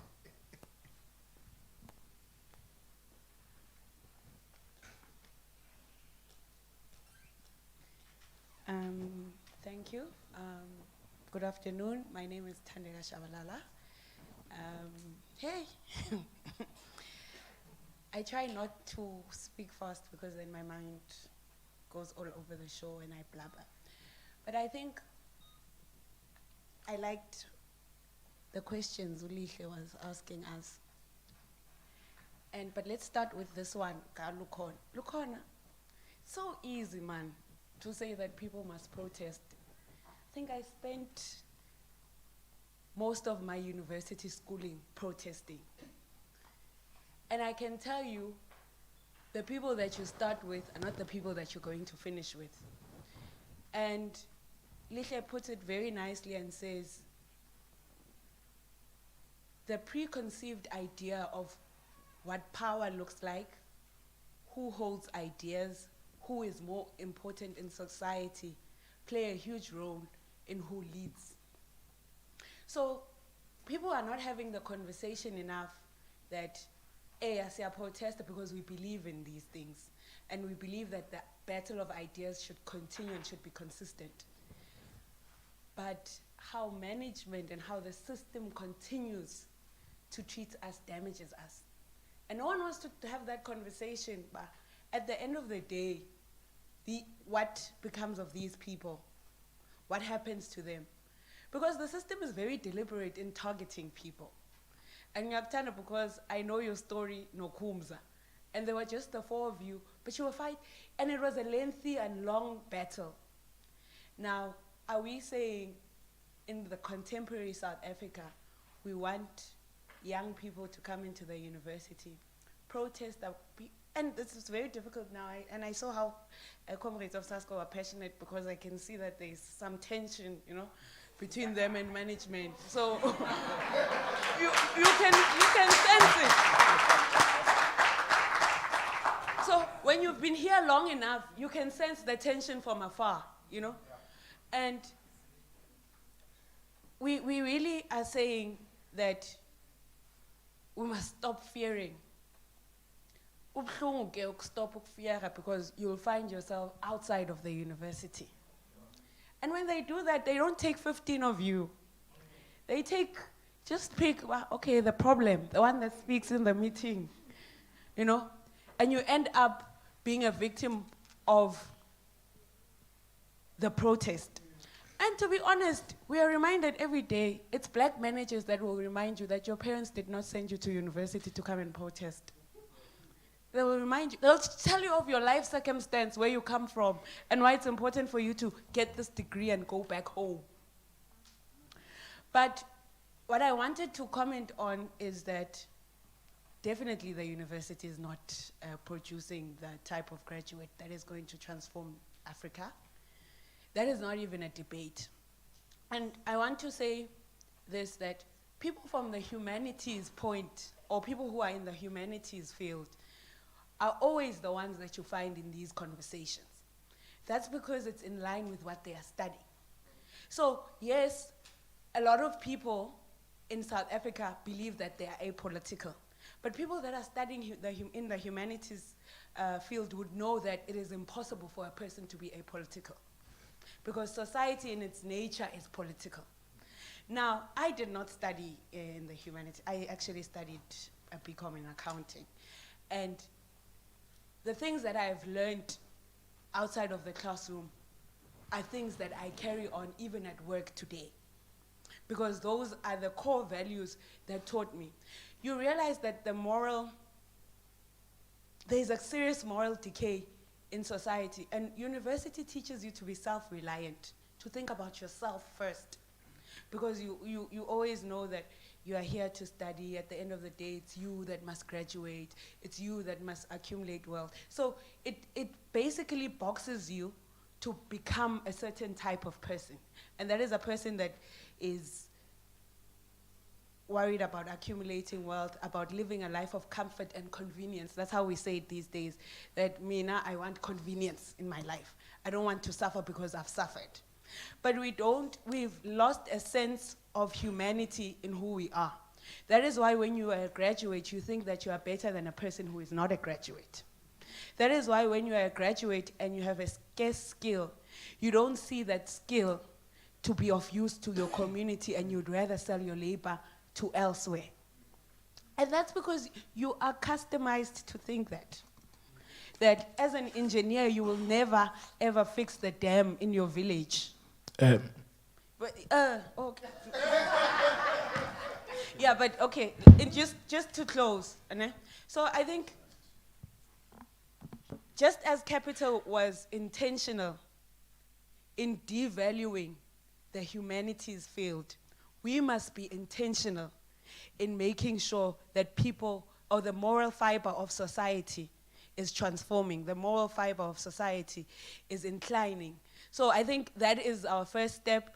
The same way that capital was able to force us to learn computer in every course that you do, we must be intentional in saying that there must be a basic sociology or philosophy course that learners interact or students interact with when they get to university, so that they can be able to have an interaction with contemporary social issues. Thank you. Thank you so much. Okay, I'm now going to ask the panelists to weave those questions into, maybe answer the questions, and then we move on straight to the closing remarks. You can decide amongst yourselves who starts, and then please don't leave after you close. Please don't leave. Oh.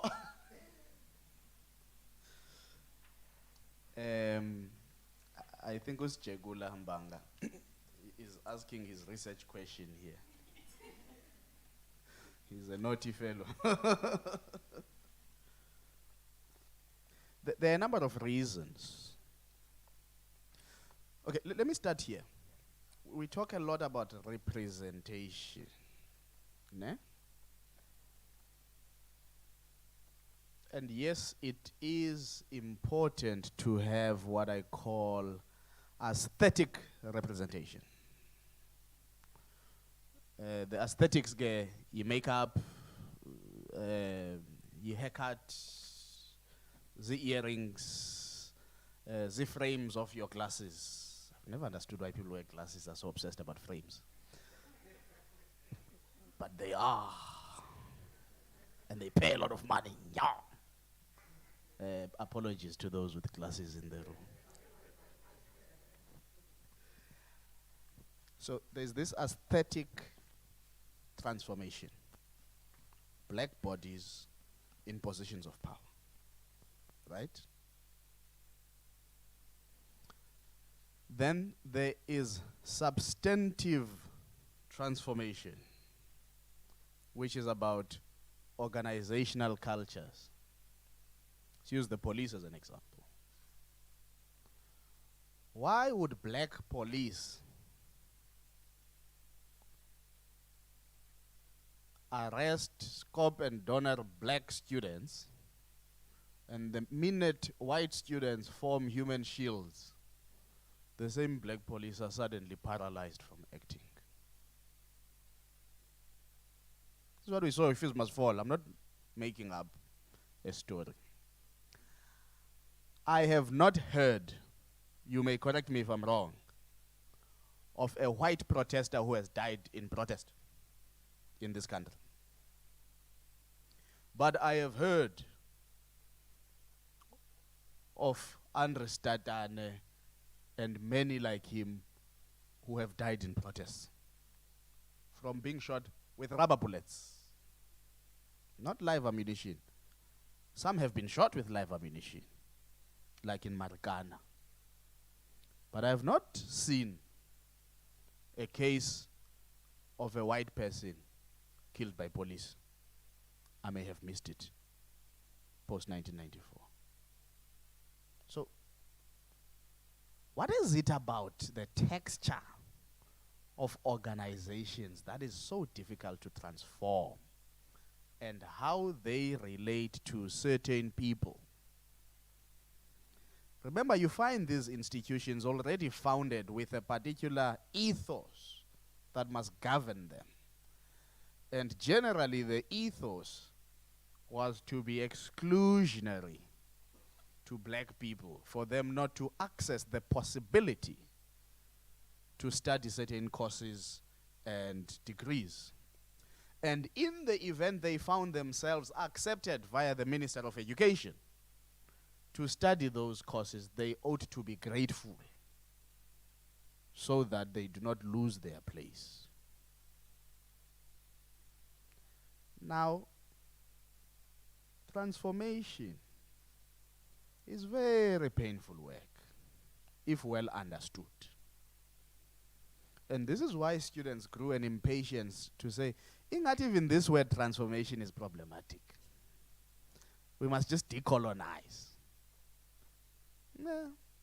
But at the end of the day, decolonization will be transformation of a particular system to a different type of a system. You choose the language because of the greatest extent of your intention, right? And I'm sympathetic to that language use. But the truth is that what you are seeking is change, right? What you are seeking is change. How you present it, yeah. So the reason these policies of transformation are not functioning, Frantz Fanon said, the oppressed is an envious man, wishing to occupy the power and influence possessed by the oppressor. Some of these black executives, particularly in universities, are not in charge of themselves. They are governed by their own sense of being mesmerized by the power they hold. And they will make you believe that they are in charge. And for their own powerlessness, they overcompensate by being too brutal to black students. So,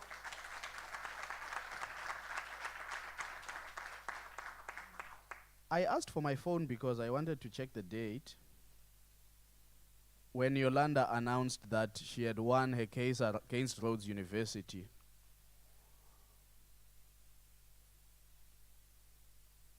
It was 29 March 2022. This person has been fighting Rhodes for the last, 6 years. Let me show you an illustration, and I've got nothing against Vice Chancellor Madibaz. It's fees must fall. Police are on his campus, his Vice Chancellor. He stands, he tells police to stop, and they don't. So then who's in charge of this campus? Where she studied, you know this well. Then Rhodes does not only expel the student, bars the student from entering other institutions of higher learning. Not a single vice chancellor, including the female vice chancellors who are black, or DVCs at the time, many of them who were black, stand up and say, but Rhodes, this is an injustice. This thing didn't even need to go to court, honestly. It's just diabolic. It's illogical. But these things happen under black managers because these black executives at universities, and one by one, in person anyway, so it doesn't matter.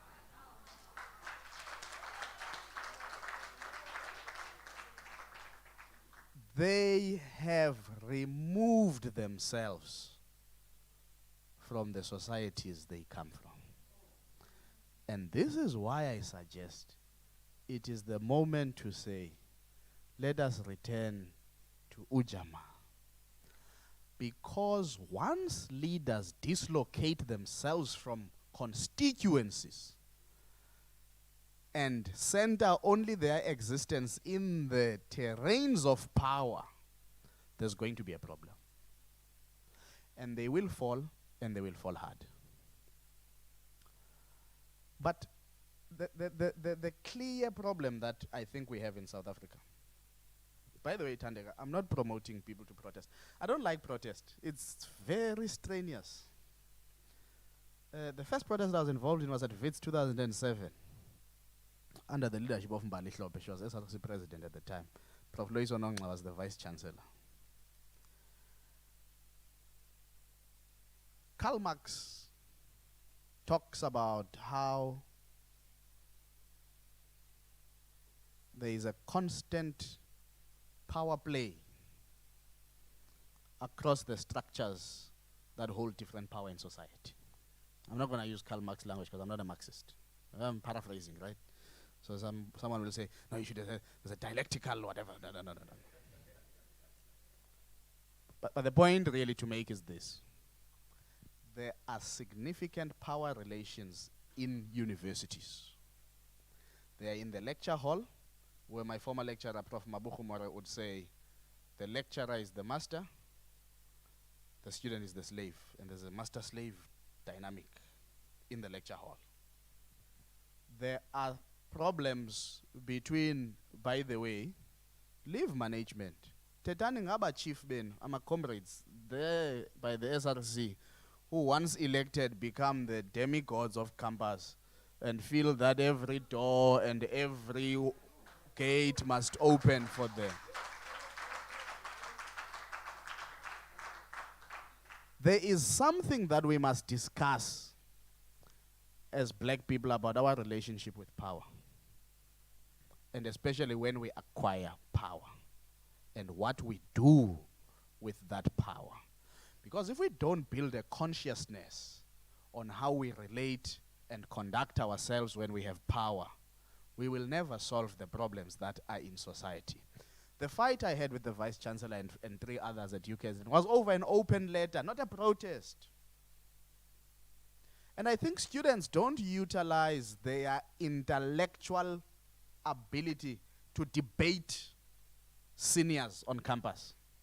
There is nothing that irritates a professor than receiving a 2-page letter from a student. Simply just contending with ideas. Now I move very quietly, Shame. I will send the executive at UKZN a 3-page email disagreeing with what they are doing. You don't have to always protest. So what are some of the initiatives? But you've got to confront power. Now, I'm not trying to be silly, right? Sorry, Chair. But this is a very important issue. I'm not trying to be silly by encouraging people to be confrontational with power. Maybe I've done it for too long that it has become my second nature, brand, pastime. I mean, I call people Amasela all the time and I get in trouble for it. But you also have to start imagining, who am I? And how do I want to exist in this country? So I took a decision a long time ago. I don't want to work for corporate South Africa. And that's why I left mining engineering in 2010. And I've lived my life that way. Sometimes I'm unemployed. I don't have an income. It's not to romanticize confrontation with power, but it is to start building an institution of people who think alike, are like-minded, and can stick together and defend each other. Yes, they will kill some, but not all the people. And that's why Abahlali baseMjondolo will tell you, they will kill some of us, but we will never dissolve Abahlali baseMjondolo. Now these are unemployed people who are shack dwellers. Some are employed but lowly employed. Then us, who are so employed and can even sleep in hotels, are going to pass the buck of confronting power to defenseless, unresourced, unemployed people. Sorry, I've got a problem. I've got a problem.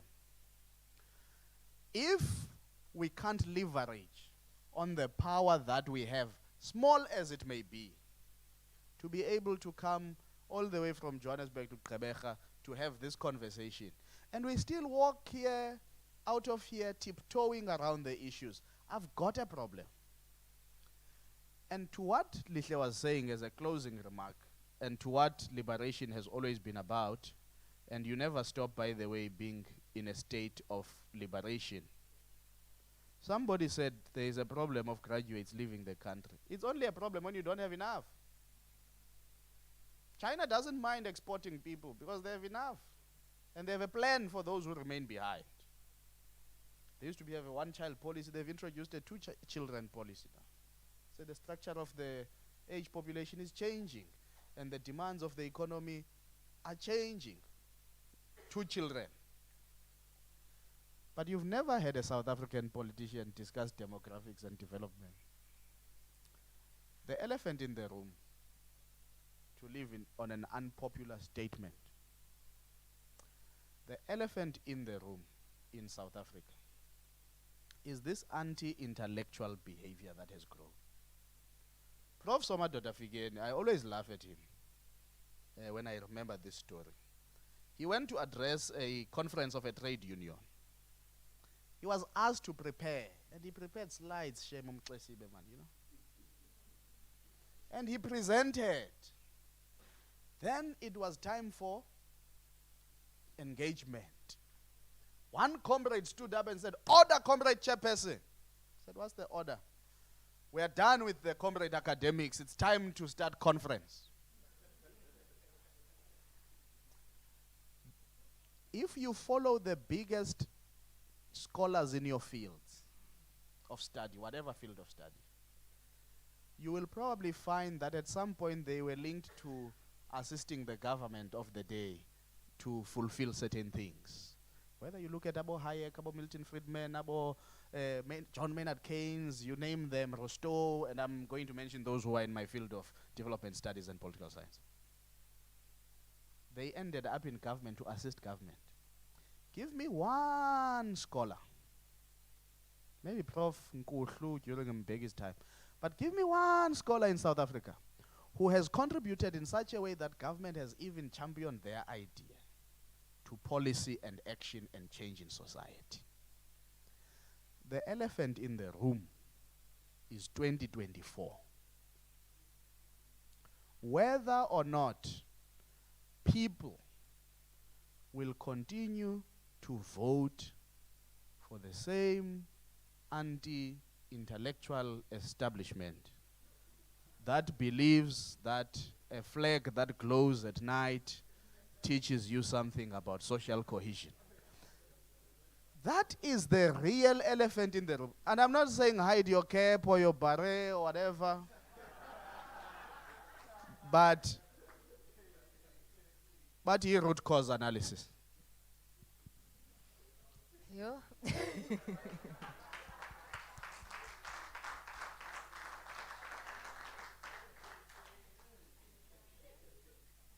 I want to continue on a similar vein because I think what Ulu Kona is raising is actually very, very critical. And I think the problem with a lot of discussions in university spaces is that they de-link and decenter the state in their analysis of how and why the university is where it is at.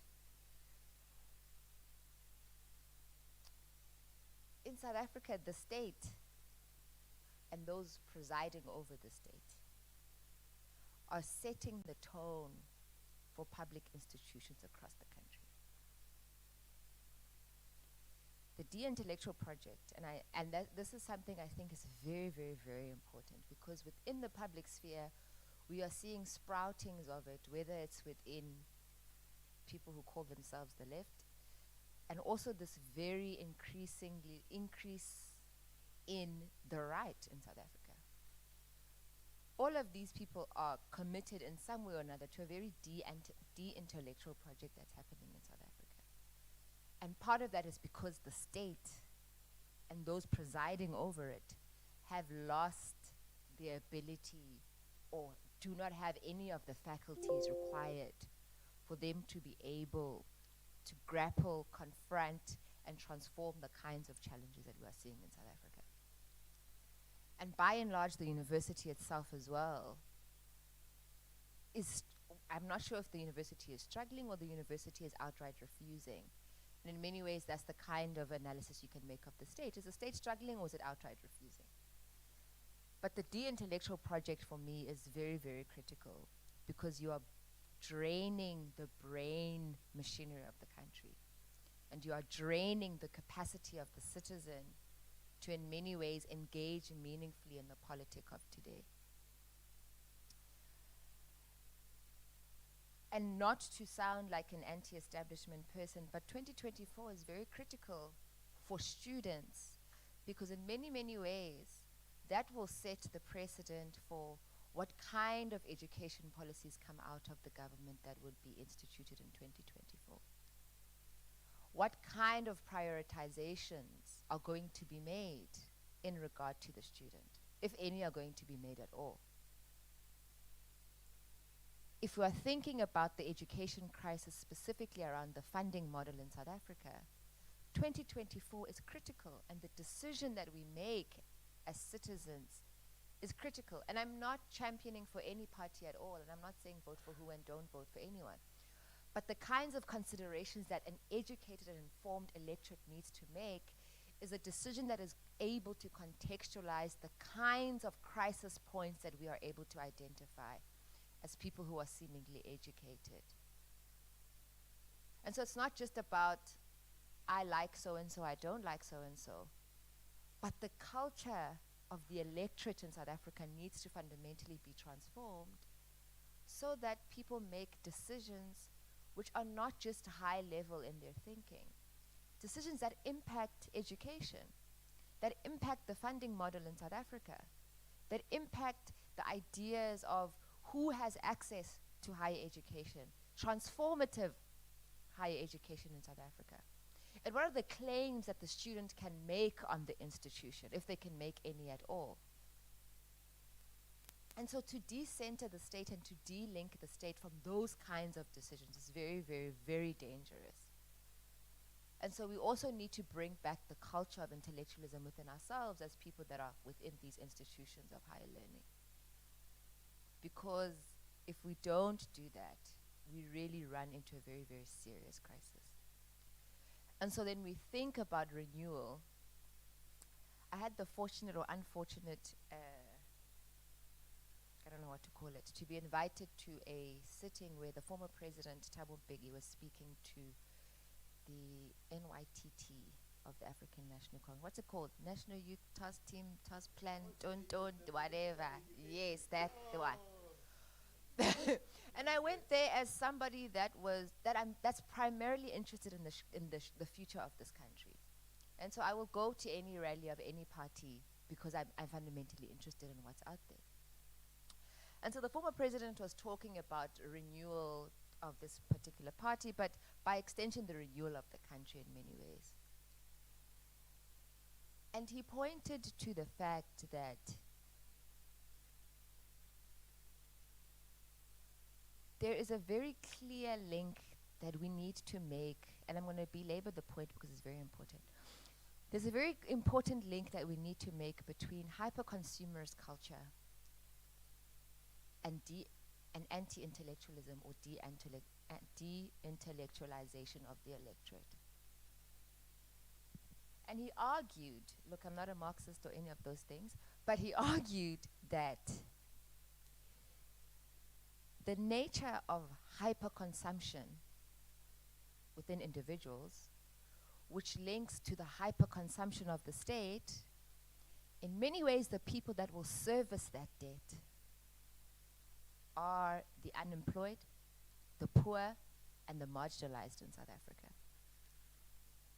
And once we de-link the rise in hyper-consumption and anti-intellectualism in South Africa, you will see the sharp increase in debt, the irresponsible spending and reckless spending of the state, and all of that will fall.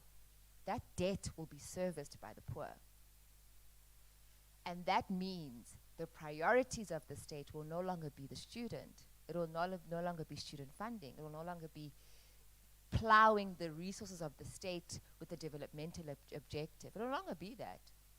It will be how do people make use of state resources in a way that they'll be able to serve the hyper-consumerist culture. And that will be the ways in which the state functions, and we've seen parts of that. And so we really need to be very serious about the de-intellectualization culture that's taking place in South Africa. And as people in the university and university structures, we need to find ways to re-inculcate intellectualism within the student movement as well. It's not enough for the student movement, and I was part of one, to just say Bizani Vryheid Brigade and use some kinds of, agitation tactics. Sure, those are fine. But at the end of the day, you're going to have to sit at the table with the administration and look through university policies, look through funding models, make comparative analysis of what are the kinds of education practices are being instituted across the globe. And that requires you to do more than just burning a building. It requires more than throwing a brick at a building. It requires deep, serious intellectual thought and consideration. and being able to make profound analysis and instructive insights when you are sitting at that particular table. And it's your responsibility to do that.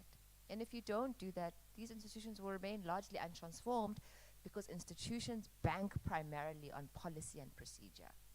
And once you don't have that to leverage on, the university will not change. And so bring back the intellectual cultures within student movements as well. And that's when we'll begin to see the university transforming in some way.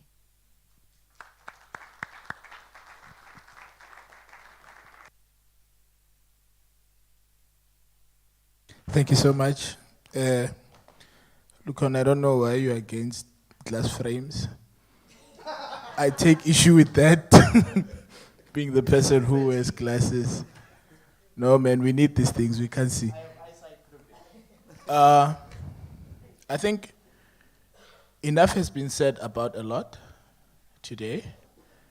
I think it's very clear, having had this conversation, that the project of transformation, of the renewal of Africa, starts from a micro level in understanding our disposition from our respective communities, in understanding our stakes, in the different positions that we occupy in our institutions of higher learning, but most importantly, in understanding the value as to why we need the skills that we're acquiring in this space.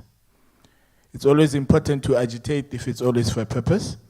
And you're right, that the purpose goes beyond the strike itself. The nice thing about this audience and this space and how it's set up is that we have 3 generations of activists. We have our own times, you have your own struggles, the people who are engaging, who created this platform, have their own challenges. And we can tell you with confidence, all of us, that not everything that we fought for up to now we've won, that the fight has not stopped, but it's just that we need to be very intentional in terms of the methodologies that we use in engaging into these struggles. It's not enough to use one methodology. Insanity is when somebody does the same thing over and over again and expects a different result. But certain methods are necessary to start the process, but let's follow through. In Congress, those of you who are in political structures, you know we have too many people in, what do they call them? Credentials. During credential conversations, but not too many on policy conversations. It's a very interesting thing, it baffles me, I don't understand why.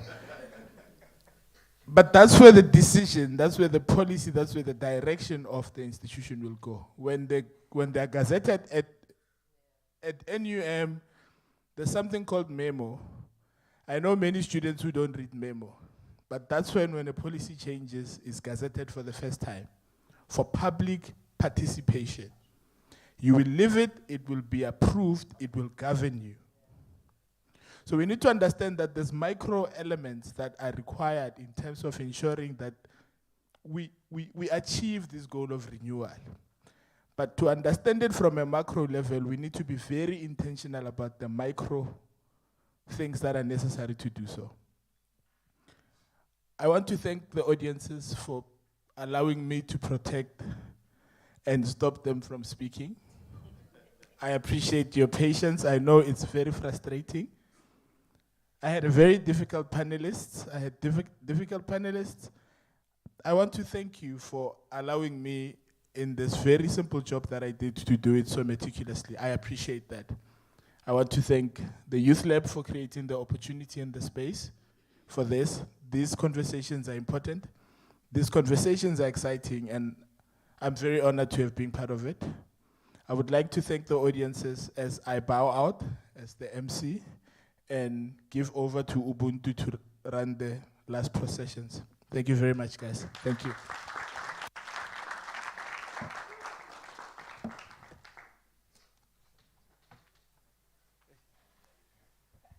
You like hijacking people, KB. Mine is, sorry, very small. I know in your program it says that Mr. Lutando Jack is supposed to come up. I am no way the Dean of Students, nor have any ambitions in being in that office. Mine is to do one of two things. Firstly, is to alert you that We'll be having another Imbadu session on the 27th of May at the Yolanda Kuma Dining Hall, which is 2nd Avenue, which would like to start at 5:30 and end at 8:30 on the 27th, which is a Friday. So please, Groove can continue afterwards. So we must be cognizant of time, then Groove can start at 8:30.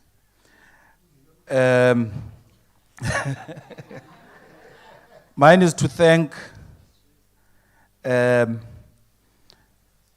panelists and the facilitator for enriching our minds and providing us with food for thought. You know, when I was coming here, I overheard a conversation, Gatandega on the phone, and she was saying that there is food for the soul, then there's food for the body. And I would like to think that the food for the soul has enriched us very well, particularly on the issue of ensuring that we demystify and remove the issue of anti-intellectual behavior, which has crippled our country and the broader continent, and so on and so forth, and stuff like that. So, as the Madibaz Youth Lab, we seek to be that spark that starts that point of being a space that reimagines the type of future through relearning, unlearning, and learning. So with that being said, I'm just going to call up on Ayanda and Yolanda to help me with the photo moment, because each person will come up, as well as the dean, as I'm giving you a gift to just step up to the front and just take the gift and declare. Some people have to declare, otherwise they're going to be called Amasela. So we don't want that. Hopefully there's no corkscrew this time around. I had to leave one at the airport. Firstly, I like to call you Siswam, Sislihle. Just come this side. I will just pop my hand out. For being able to come through and with that being said, if you could just come up, Dean, if you could also join just the photo, yeah.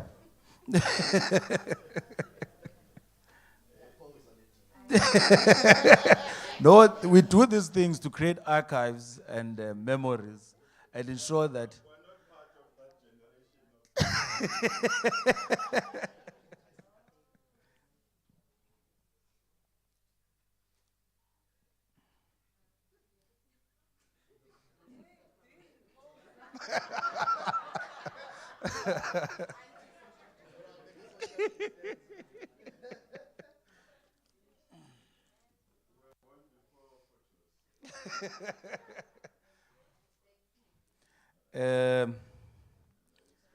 Yes, Mr. Lukona Ngun, this one is yours. Hopefully you declare it. You can take it from here, from this side, and then go there. Because we'll be the first one to call you Isela. You see. Thank you very much for praising her.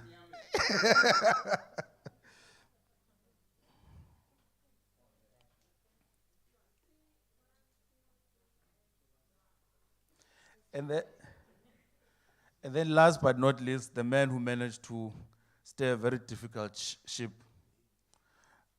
Even though sometimes I'll look at my watch and say, Chief, please, let's move with time. Ayanda, you'll just pass to him. Thank you very much for availing yourself and being part of this Imbadu.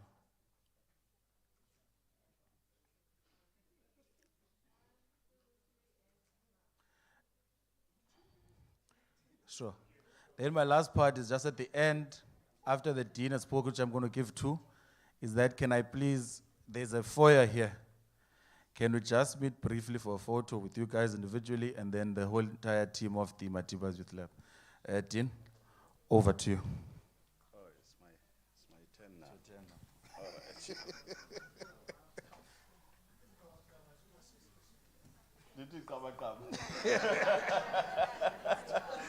Why are you censoring me? No, I'm going to be quite brief. Thank you, Buntu. No, don't worry. I'm not going to attempt to respond, except to just say, Lukona, we consciously we expelled no one during and post FISMOS fall. We did expel one, but we gave him amnesty.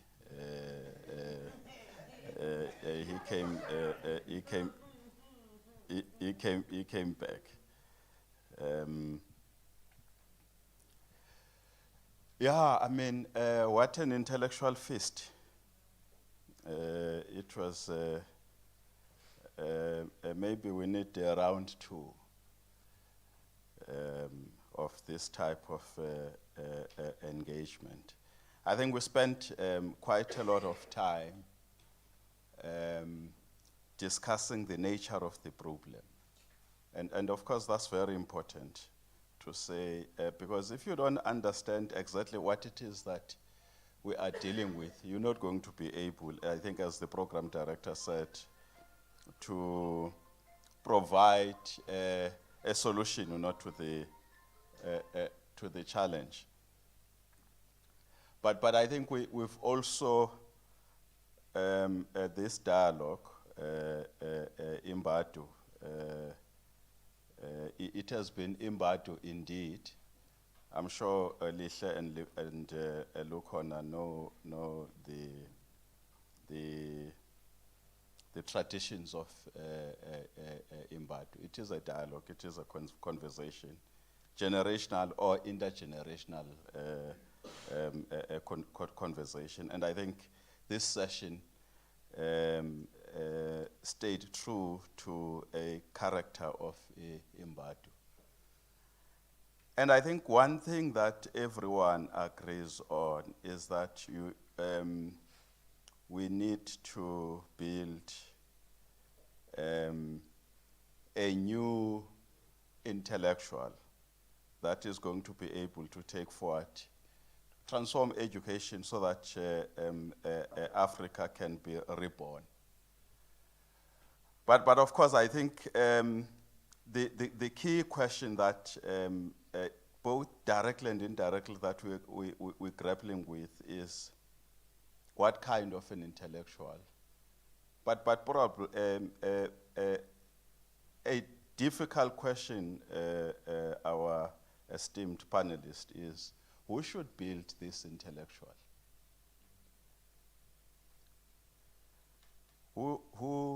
Who should build this intellectual? If universities are not transformed, we can't therefore then give them this assignment of building this intellectual, because there's nothing like free ideas. There are no free ideas. Ideas are value laden. Ideas, they are either about maintaining the status quo or changing the status quo. So ideas contend in society.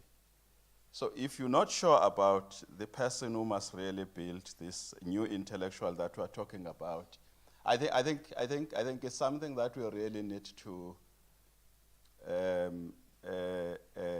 discuss thoroughly. But I think again, Lisha proffered some solution in terms of saying, perhaps the starting point is going back to basics.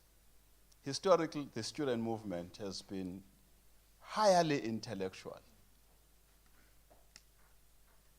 It's been highly intellectual. I'm saying the student movement as a whole, but I think we scratch heads we scratch our heads as to the extent to which the student movement today is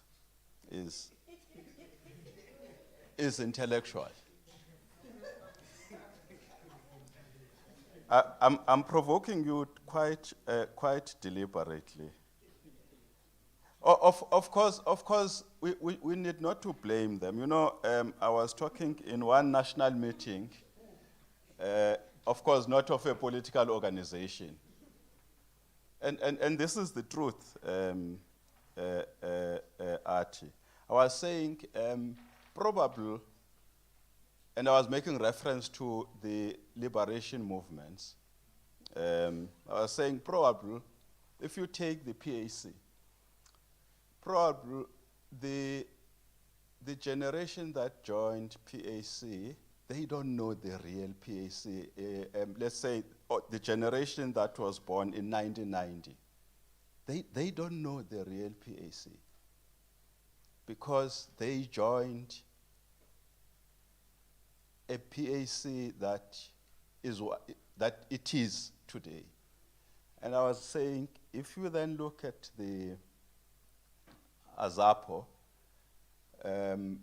joining AZAPO post Mosebuti Mangena's presidency, same thing. And I'm saying, those who joined the ANC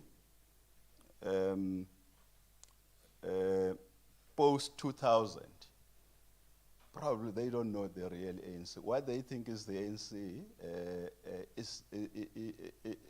what they see, they think, and this applies to the student formations.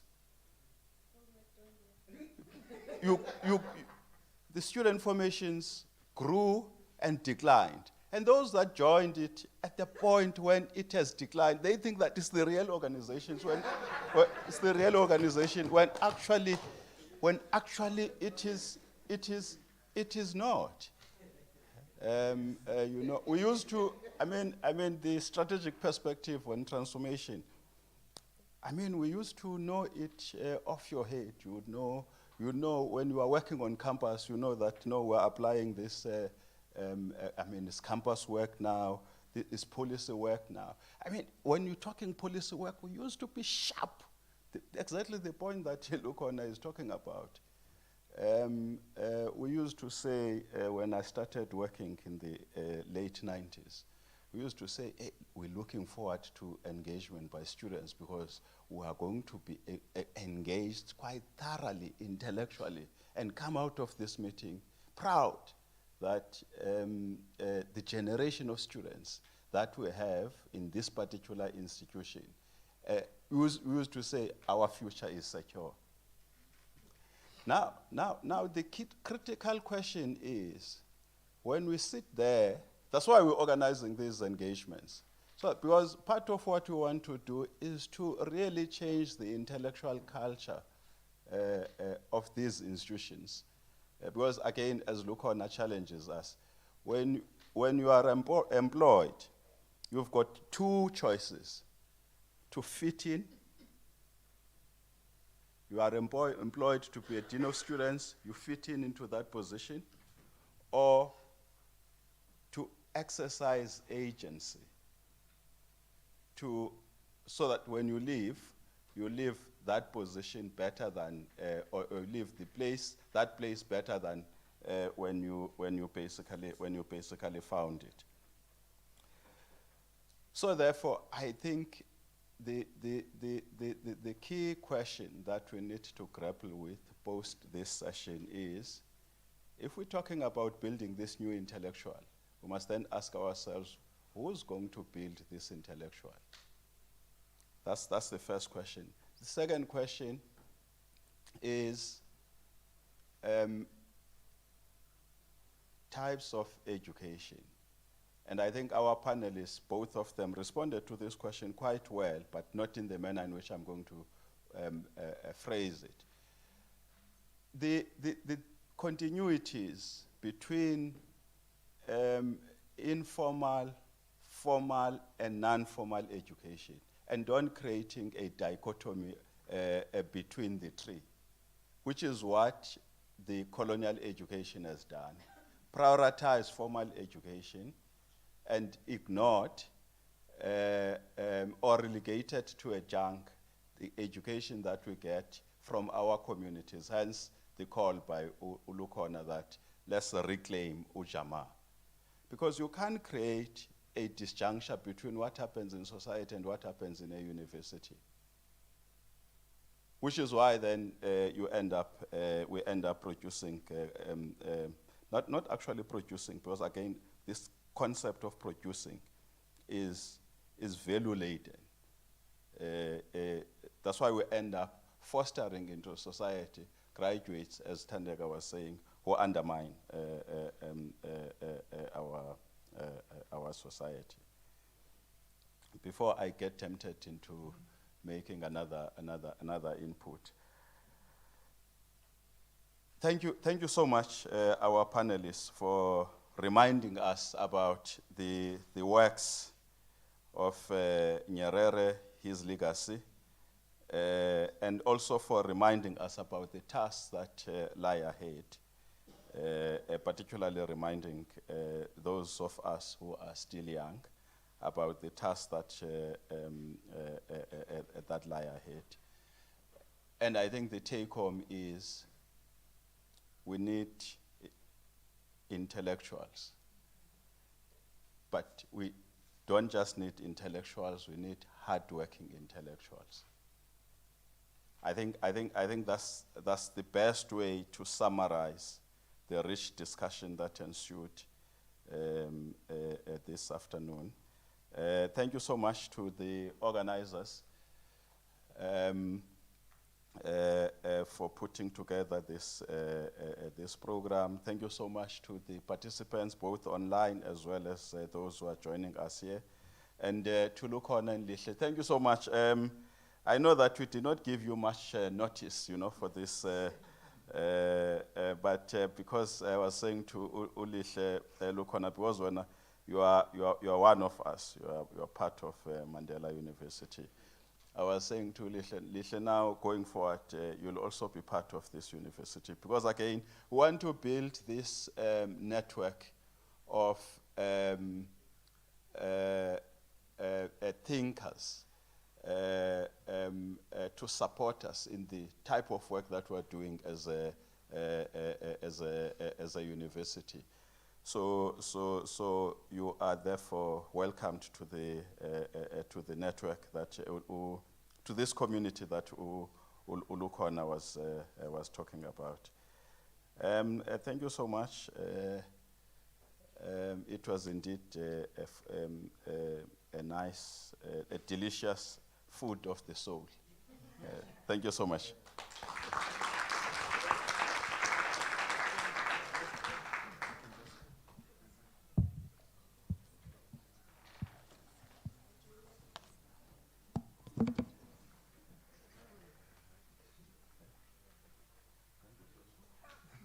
Recording stopped.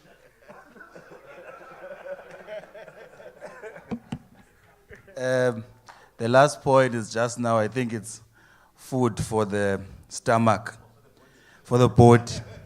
So as you make your way out, you see that there are packs there. You can just grab one in order to ensure that there's food for the body. Thank you very much. If this was zoned, I would say you are dismissed.